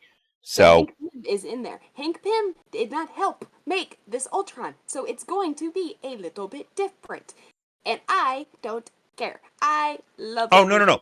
That's not why everybody likes Ultron. People weren't mad about Ultron. People are mad that Ultron doesn't take over like he does in his story in the comics. But we needed a resolution by the end of the movie. In this universe, they managed to bite the head off the snake. Yes, but I've heard plenty of people say that they hate this version of Ultron because Ultron makes jokes or because Ultron isn't, big, bad, scary Ultron robot. And that they prefer the version of Ultron that we get in What If, and that's what should have been in Age of Ultron. And I'm like, can y'all just enjoy stuff? Go watch Next Avengers, guys. They have that version of Ultron in Next Avengers. That's why they exist. Go watch this fucking movie. Yeah, that one. That exact one. It's so good. Yeah. It is genuinely really good, by the way. I love this movie. When did this come out? 2008. Oh my god. I don't like that. We're just gonna put that back over there. But yeah, if y'all want big scary Ultron, go watch that movie. This is a little bit different to fit with the storyline that they wanted to tell. So quit bitching. And people also comics complain about, so a lot of the people who complain about shit like that. So anybody who's like a comics fan, minor changes like that, those guys don't care about because they know the comics do it in themselves all the fucking time. That's why there are so many continuities, right? Things are allowed to be different. The multiverse. That's how they keep things interesting. Yeah. I've also heard people complain about just the pacing of the movie and that they were trying to see the pacing of the movie and shit like that. So the pacing of Age of Ultron it's not bad, but it's weird. It is weird. There is I'll a give lot them of that. stuff that they try to throw into one movie, but I think it works. This is in Age of Ultron kind of has my favorite version of each of the characters. Like in Avengers, Cap is more. I also prefer my Quicksilver colanderized, so I can strain pasta on his stomach. My favorite version of the original 6, because like in the Avengers movie, Cap is, more soldier and whatever, versus in this movie, he's making jokes. He's being sarcastic. Then we have language. Then we have Bruce, he's less sad and whatever, and in Age of Ultron, he's more like, he's still sad, but he's more jokey with them. He's more like, it feels more like a family. So I love Age of Ultron because it's the only movie where the Avengers actually feel like they like each other. Well, right, because immediately after Age of Ultron, Civil War. Civil War happens, yeah. And then in Infinity War, and the witch started fucking the robot, and that was weird. Yeah, it never does. It's like never not a little like. But like, I have questions. And then they have babies, and it's like, hold on. Yeah, that was just my mini Mind Stone come. To talk about Mind Stone come. Yes, Wanda is Mind Queen. Stone come. Yes. Dude, I love Wanda. And everybody who thinks Wanda's dead, first off, the toe tag and Agatha, we all know that ain't our Wanda. Come on. Second.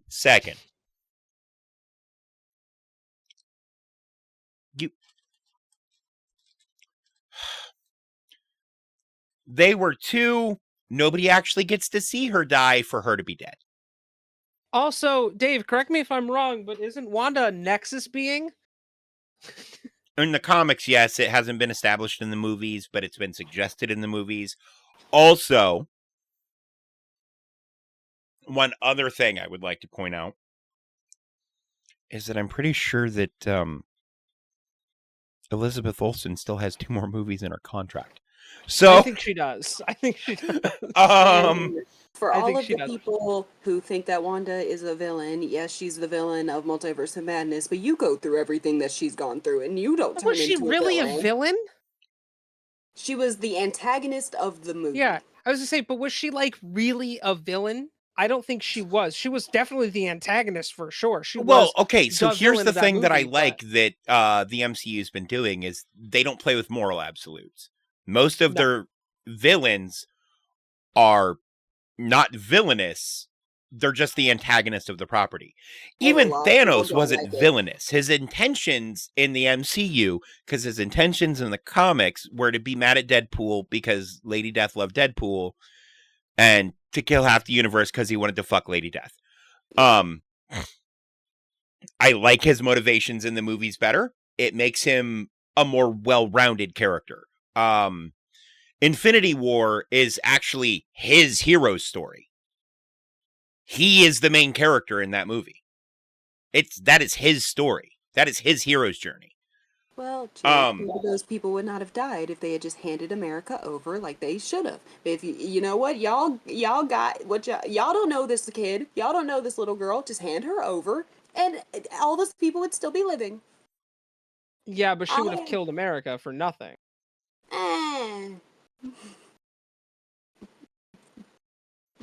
And y'all are like too on the fucking train. You can't enable crazy behavior like that. You just can't. That's nuts. But I see the red flags and I think they're sexy. But Dave, what you were saying about how you like how a lot of the villains are more like morally ambiguous, or they're doing bad things for what they think is the right reason. A lot of people don't like that. A lot of people are mad at that every villain, not every villain, but a lot of the villains we've gotten are like that. They want Joker, basically, for the MCU. They want a villain who's bad just for the sake of it. Which is okay. Well, they're not getting one. They were going to get one, and then Jonathan Majors fucked that up. Yes, Jake, I am aware of how you are with crazy women characters. I'm very aware. We've had those, but are any of the villains that are bad just to be bad in anybody's top 10 villains? No. Nobody has Whiplash at the top of their fucking villain list. Whiplash isn't bad just to be bad. Whiplash is bad trying to prove that his dad helped invent the arc reactor, and his whole thing is he wants his dad to have credit. Whiplash is also an anti-hero. Fine. I'm trying to think. Obi's bad for the sake of Obadiah Stane's just a dickhead who's out for personal glory. Who has Obi at the top of their list? Who else is bad just for the sake of being bad? I can't say Hela because you know she's mad at her Justin dad. Hammer. Nobody He's has not Justin bad. Hammer at the top. He of just their list. runs an arms company. And he's kind of an asshole. You know who's people's Yeah, favorite villains? he's Loki. the exact same person Tony Stark was before he got blown up in the desert. That's true. People, you know, And even at that point, Tony Stark wasn't a villain. He was just a weapons manufacturer. Yeah. Like the villains that are at the top of people's list of like favorite villains are people like Loki. He's not bad for the sake of being bad. Thanos, Hela, Killmonger. These are people that stand out. These are people that people have at the top of their list. Y'all asking for people that are bad just for the sake of being bad. Y'all don't have those up there. But that's where Marvel And you're not going to get it with Doom either, because guess what? No. Doom is a fucking patriot to his country, the ruler of Latveria. Beloved by his country. Beloved. Not only loved by his country and his people, but he loves them. Everything he does is for the betterment of Latveria. Yeah. Hold on. I have my villains ranking. I'm trying to figure out if any of here's them are the thing, bad. this is where Marvel just outrights DC with their villains. Is they're all not every villain, but most of the villains are excellent. Even Gore the God Butcher. Like, he is not bad for the sake of being bad. His daughter was killed. His daughter was taken from him by the gods who didn't want to help him. So what does he do? He goes and gets his revenge on the gods. Let's see. Vulture. He feels like he was cheated by the events of 2012, so he starts building weapons to also help finance his family and give his daughter what she needs and like feed his family. He's not bad for the sake of being bad. Ronan is working for Thanos, so No. But Ronan the Accuser is a zealot. Yes. He thinks he's doing the right thing. He believes he's doing the right thing. He wants to do the right thing. Yeah. He just chose the dickheads. And even the Kree have like separated themselves from Ronan. Like, it's mostly. But the Kree, we find out in more like later projects how shitty the Kree actually are. Why do I have Crossbones on this list? He's barely. I mean, he's there. He's barely. He's a mercenary. He's a villain. He's not a villain. He's a mercenary. Aldrich Killian. Does he count as a villain who's bad just for the sake of it? So Aldrich Killian's intent was to make the world better. Yeah. Just the wrong. And then everything went fucked up and he got scared and started trying to cover shit up. Yeah. By blowing people the fuck up. I'm laughing because I have a character on my list who I hate him so much. He's not even really a villain. I just hate him so much that I put him as a villain. Oh God, who? John Walker. He's not a villain. I just despise that man so much. No, that I have him on the list. Walker isn't a villain. Ross isn't a villain. Abomination isn't a villain. He's, you know, yep. Ego. Ego, yeah, because Ego just wants he wants the world to be him. The universe to be him.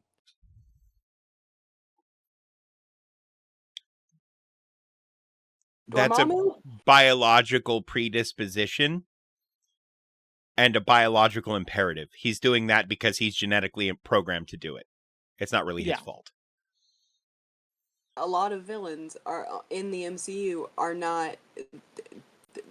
They're villains or they're antagonists of the story, but they think they're doing what the world needs. Yeah, so people need to shut up. If you want Yes. villains that are bad for the sake of being bad, just go to DC. The Joker, Go watch- he's bad yeah. just for the sake of being bad. He is chaos. Depends on which Joker. Trying to think of who else is bad just for the sake of being bad.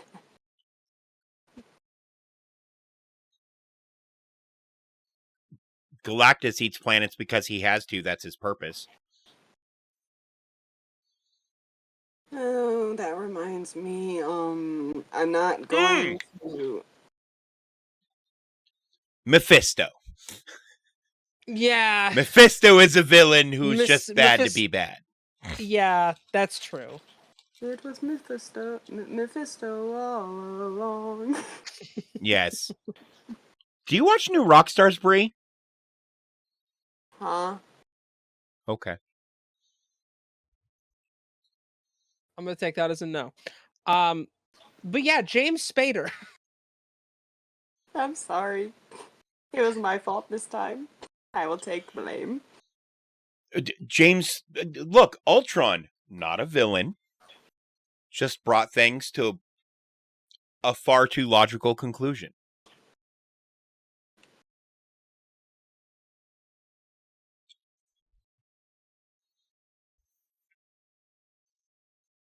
Yeah.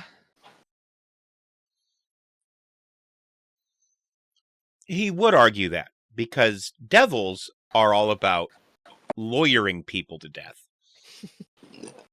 Which is such a dick move.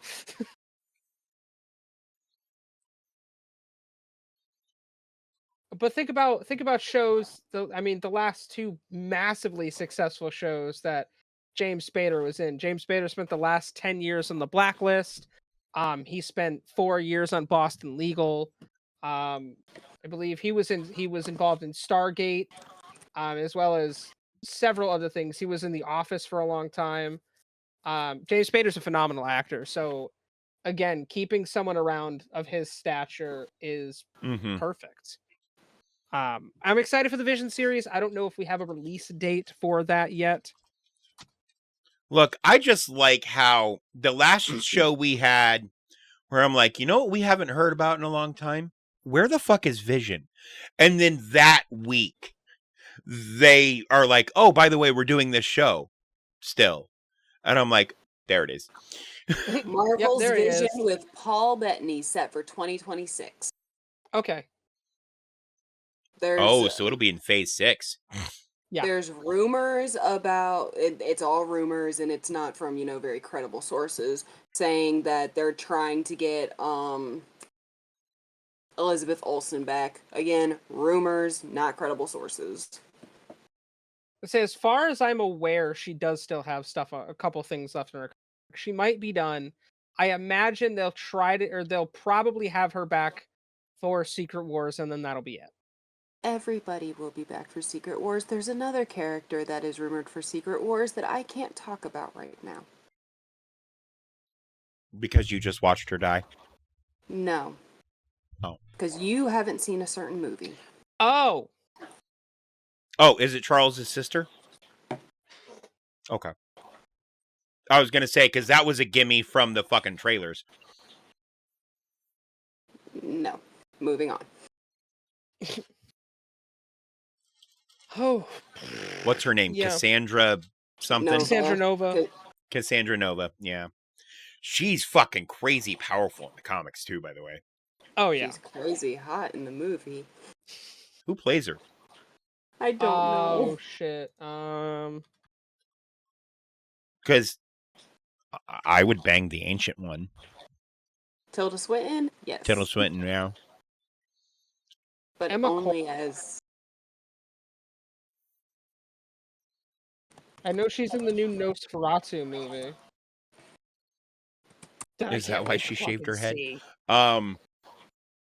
She's not playing Nosferatu. Oh, okay. Okay, my favorite role Tilda Swinton ever did, though, Constantine.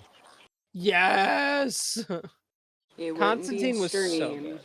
It wouldn't be an LTN stream if Constantine did not get referenced once. It's not referenced every episode. Also, Bill Skarsgård will be in Nosferatu.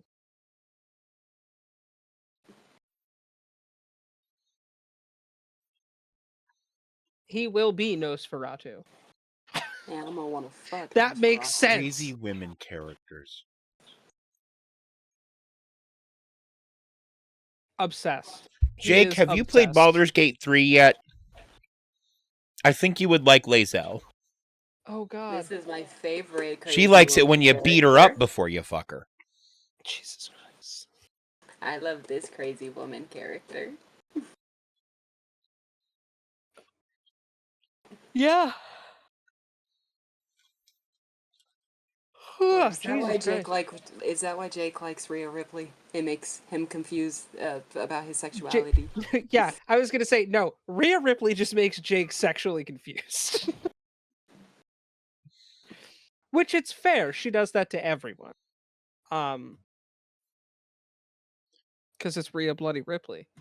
But yeah, moving on to our music segment. Do a little song of the week. You know what? We're gonna start with Dave this time. Oh no. Just to get this one the fuck out the way. So my song of the week and my honorable mention are tied together, and I have a short little video to show everyone. Oh Jesus Christ. Make sure you share your stream. Asking AI and call.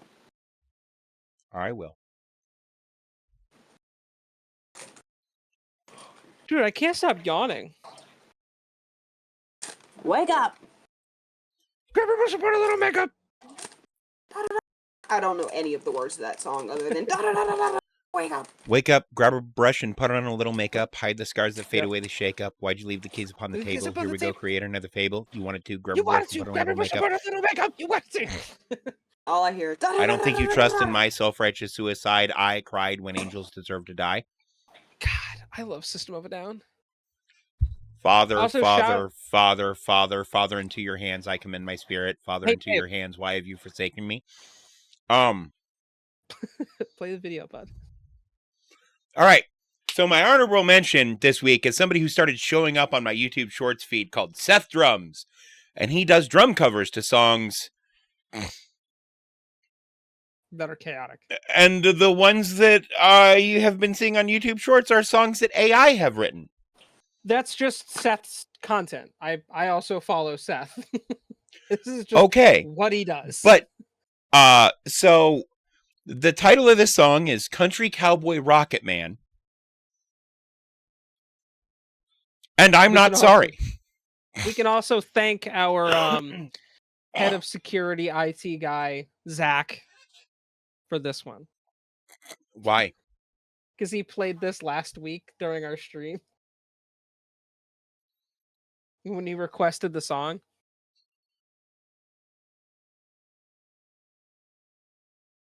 No, I just pulled it up on Shorts. Yeah, he requested the song itself. Not this video, but the actual song. So it played on one of our streams. You're gonna have to trust me on this one. Okay. I don't remember it. But this is great. I had to make a hit country song called Country Cowboy Rocket Man. I shoved 100 Mentos in my... That Sleep Token t-shirt's so sick. I'm gonna lay down in the country grass and shine just the look of regret. Then I'll crack myself a nice size cold 2-liter Diet Coke. And when I mix it with the Mentos, I'll be flying over folks. I'm a country cowboy rocket man. I'm flying through the sky.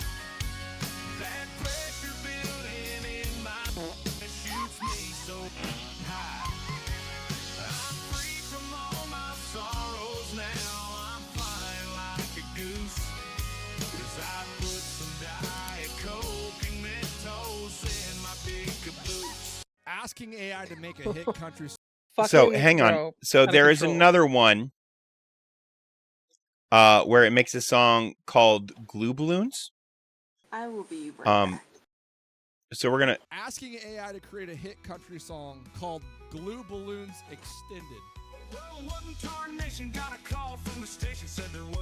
Oh, this is part 2. We don't want part 2. Part 2? Want part 1? Asking AI to make a hit country song. I just saw this earlier today. Asking Oops. AI to create a hit country song. I accidentally hit the scroll Glue wheel. Balloons Extended. No, scroll back. Thank you. Country song called Glue Balloons. Good Lord Almighty, I let out a holler. Should have known better, not much of a scholar. And walking through doorways and swinging them shut. Cause I slammed that door on my country nuts. I'm seeing stars, I'm losing air. Sound the alarm, bring me a chair. I'm caught between 2 different rooms. That door just crushed my glue balloons. Oh, sweet Mary, I can't breathe. That door just smashed my cherry bean. I'm stuck between, can't go nowhere. I'm blacking out, I'm getting scared. It gets better. Oh, what the gravy happened here? I just asked him to grab a beer. Now he's unconscious on the floor. There's his pickle in the door. I'm scared to ask it. Asking AI. Jesus Christ. So yeah, check out Seth Drums. He funny man, and play drums good, and bring joy into every time one of his shorts come up. It doesn't even start playing yet, and I'm already like, all right, what you got? So huge shout out to him. Huge shout out to all the people making the weird fucking random AI bullshit. Bree, what's wrong? Who are you talking to? My demons. I was saying, they're going to talk back today.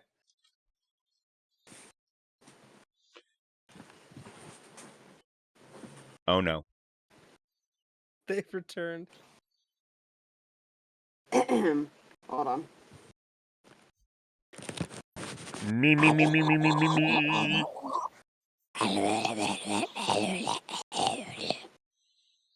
Uh-huh. Uh-huh.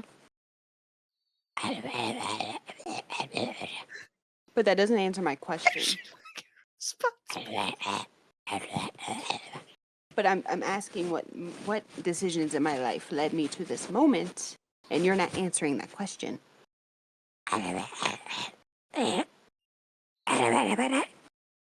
Yes, I know. I said yes to Dave when he asked me to do this. How is that my fault? I didn't know. Okay, I'm done talking to you now. I see someone has a problem with accountability. I know I said yes, but how is that my fault? I'm Oh my God. This is why, as my job in this whole thing is to keep the show on the rails. But sometimes we derail immediately, and I just am like, you know what? Fuck it. Let's see what happens. Here we are. No. Let him cook. Yeah. No. Wait. Let's see what happens. This might be amazing here in a moment. And it always is. Thank you, Bree. And thank you, Bree's demons. Chad oh my God. and left-handed Michael. And other Fat Mike. Well, there's left-handed Michael, there's Fat Mike, and then there's Lil Mikey, who's like 8 feet tall. So, Bruce, what's your song, or what's your song of the week?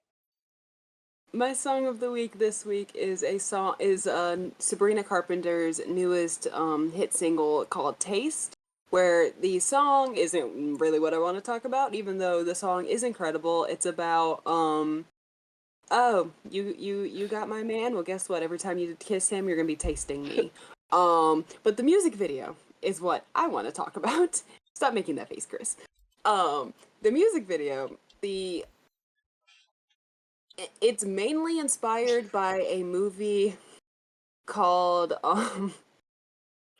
Death Becomes Her that was released in the 90s.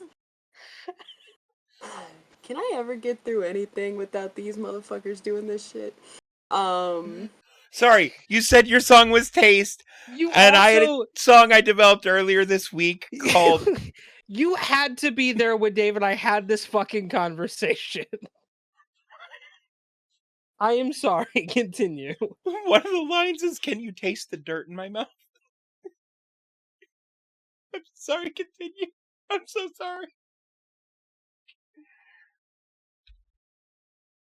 Video is mainly inspired by a movie called Death Becomes Her that was released in the 90s. It stars Meryl Streep, and it's kind of two women fighting over the same man. It's like a black comedy where they both go through a lot of very intense stuff that should kill them, but somehow they survive.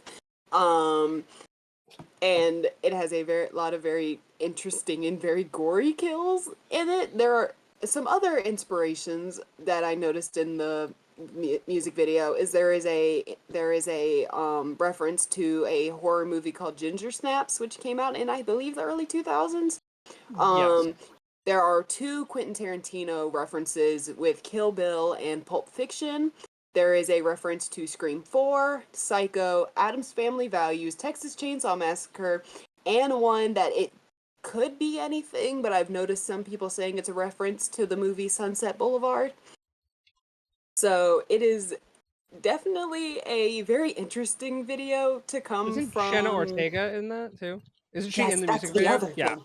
That's the other thing. It's the music video stars Sabrina Carpenter and Jenna Ortega as the 2 women that are fighting over this man.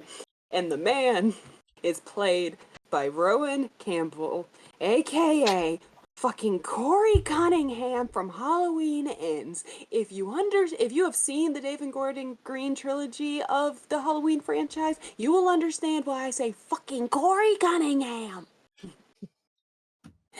Why? But yeah, and then the only thing I knew about this music video prior to is that Sabrina and Jenna make out for like half a second, and yeah. I keep forgetting that Jenna Ortega is not a 15-year-old girl, even though in my brain she has always been a 15-year-old girl, because that's kind of what I know her from, is this show called You on Netflix where she's a 15-year-old girl. Yeah. But yeah, it's a very, very... I love the music video. I've watched it too many times. Plus, the song is also incredible. Like I said, the main chorus is just like, whenever you're kissing him, you'll be tasting me. Okay, I mean, look, all I'm gonna say.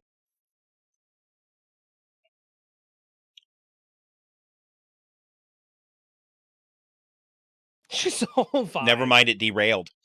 Yeah, no, it's just fucking gone, guys. Continue.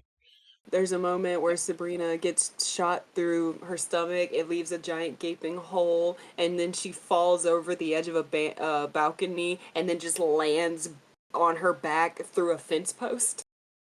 My God.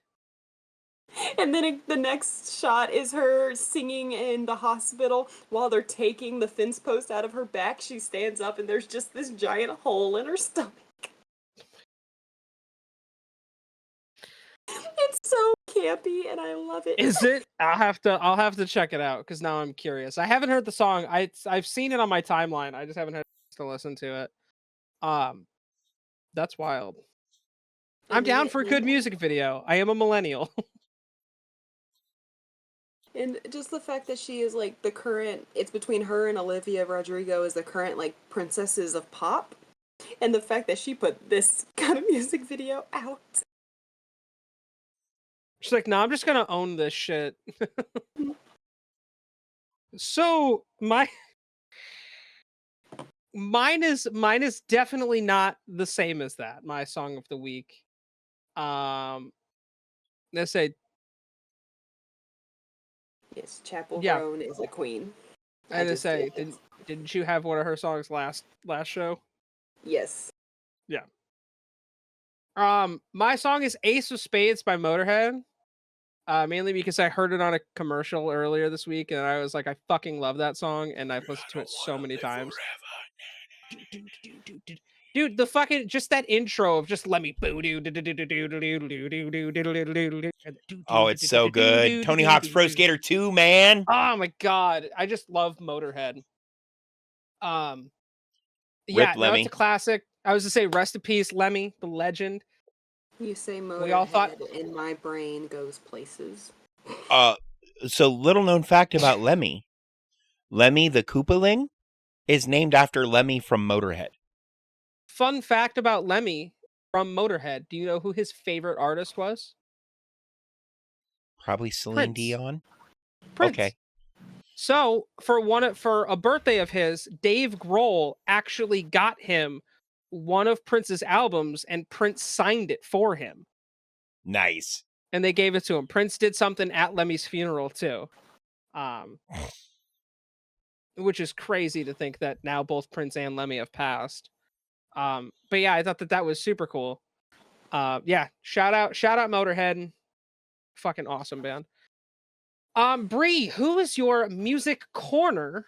Who is in your music corner, I should say, this week? So my music corner this week, I'm continuing with my spooky season vibes. So last time we streamed, I did John Carpenter, who, created one of the most famous horror scores of all time.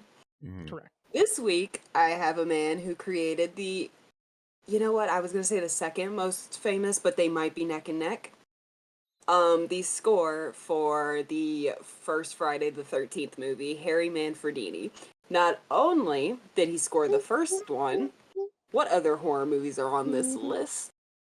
Because the man has scored over 100 different things. He did Friday the 13th Part 1, 2, 3, basically all of them is what I'm seeing. It's just he did the score for all of them. He also did the score for Swamp Thing in 1982. Fucking Swamp Thing. He did the score for where is it at? Wishmaster, which is another horror movie from the 90s, which I need to see. Oh my god. Okay, so Wishmaster, if I remember correctly, is a B-movie horror movie. Yes. That's what I've heard. Yes. And it's far more popular in the UK than it is here. Also correct. And then he also did the score for Friday the 13th, the game. So basically, that man just has his name over all the entire Friday the 13th franchise, which was a fun game. So yeah, I wanted to give him his. I wanted to give him his credit for creating one of the most famous horror scores of all time, tied with. Hold on, I have to.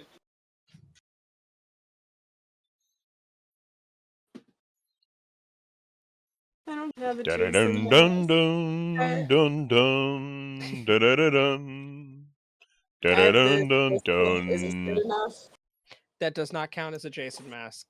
I know. The character's name isn't even Jason. No, it's Look. Tony. The only other mask I have someone's face in the other room I could go grab.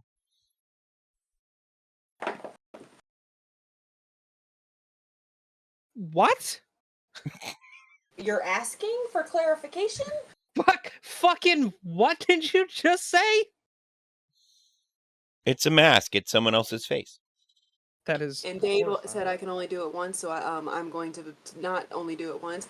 This is the Lillo. This episode is sponsored by the Lillo. No, it isn't. No, it's not. You can't say we're sponsored by things, Bree. We're not sponsored by the Lillo. We're not affiliated in any way at all with Matthew Lillard or the creators of the Lillo, who are also not affiliated with Matthew Lillard, though he seemed to endorse it by buying one.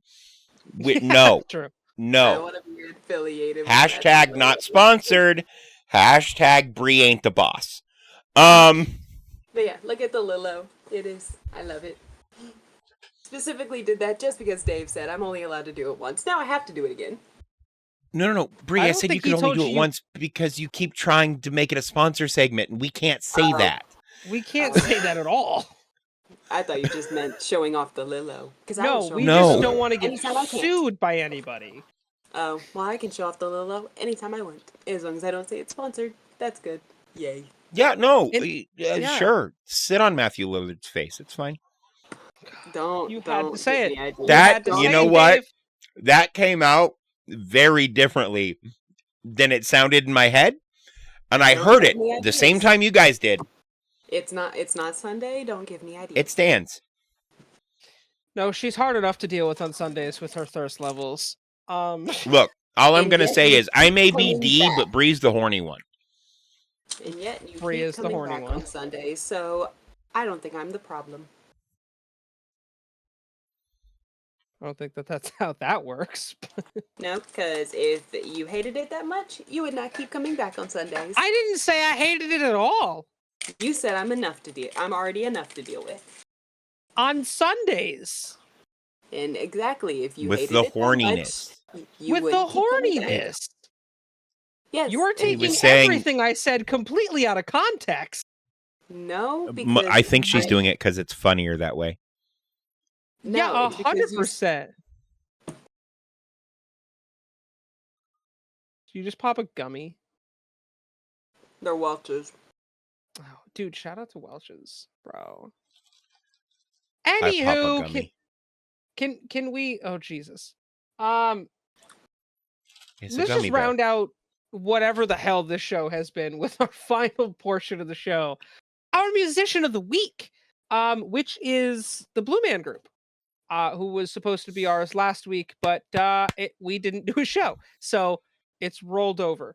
If you don't know who the Blue Man Group are, you are living under a everyone knows who the Blue Man Group is in some facet of being, whether they know their music or they just know that they're three crazy dudes in blue paint. And it's actually like 12 crazy dudes in blue paint and an army of background musicians, writers, etc.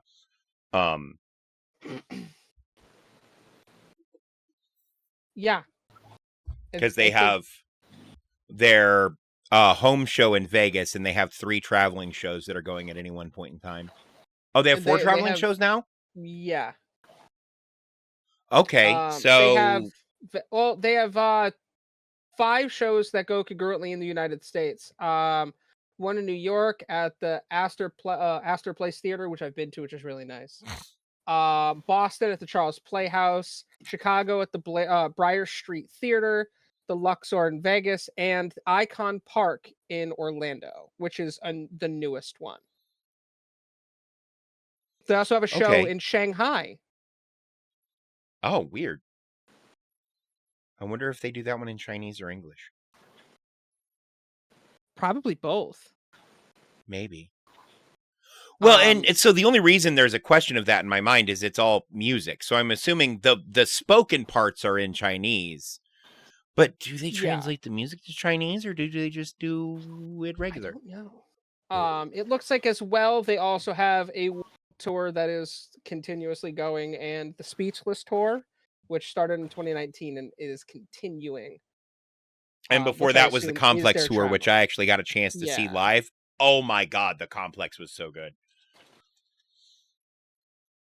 If you ever get a chance to see Blue Man Group, go see Blue Man Group. Bree, are you familiar with Blue Man Group?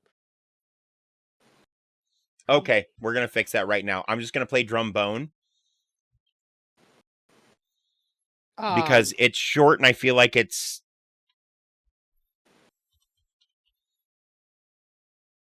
My favorite thing that they did was they scored the entire movie Robots, which is a fun little animated film with Ewan McGregor and Robin Williams. That whole soundtrack is directly them.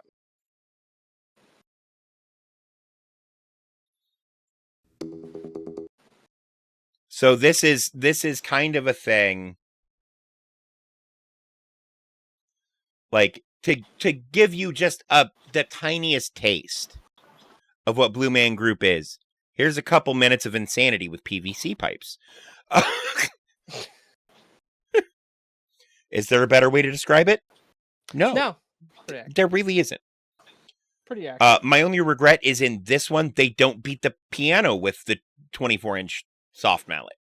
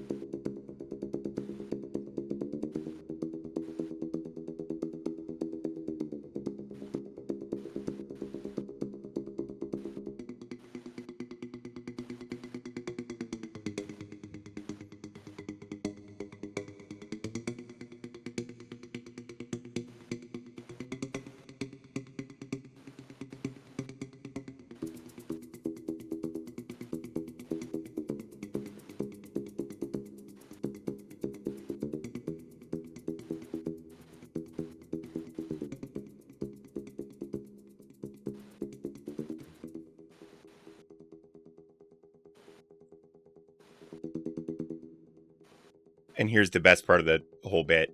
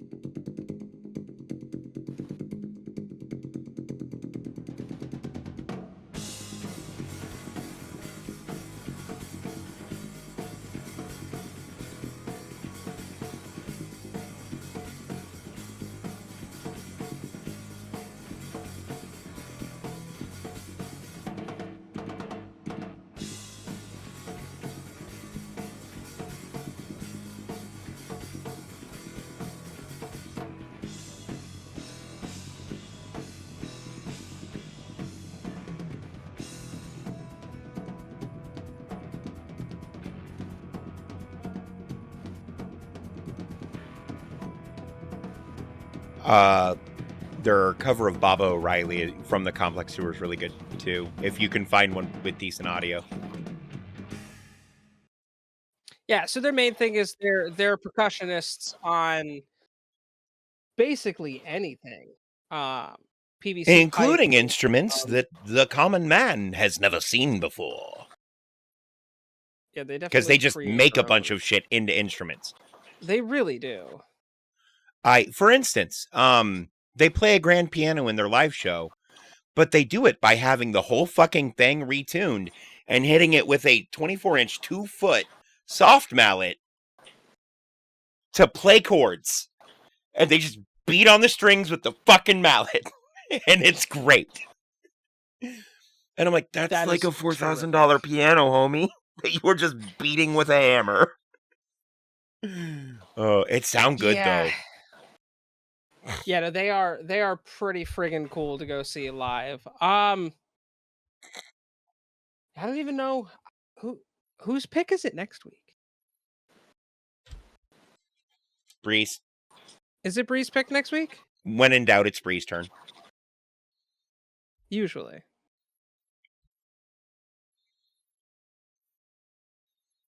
Bree, anything you want to add? Who's our musician of the week next week? Are you okay? Yeah. What are you looking at? Just trying to figure out something for something. Okay. Is that a guillotine around your neck? Yep. I love that for you and for us. I might need to borrow that later. We're going to decapitate this little fucker public I was style. going to say, do you have a tiny man you want to Marie Antoinette? Was it a guillotine from Marie Antoinette? Or do they just axe it? No, it was guillotine. Jeez. The French Revolution, am I right? I think that is all the time we have today, because that's all we got for a show. Thank you guys so much for coming and hanging out with us. If you aren't following us on our socials, be sure to check us out there. Also, check out our merch store. We have a lot of fun stuff over there. Let's see, projects in the works. We are probably a few weeks away from the return of Pucked Up, which will be pretty badass. As well as some other fun ideas we'll have coming up in the YouTube channel within the near future. Anything we want to add before we say goodnight?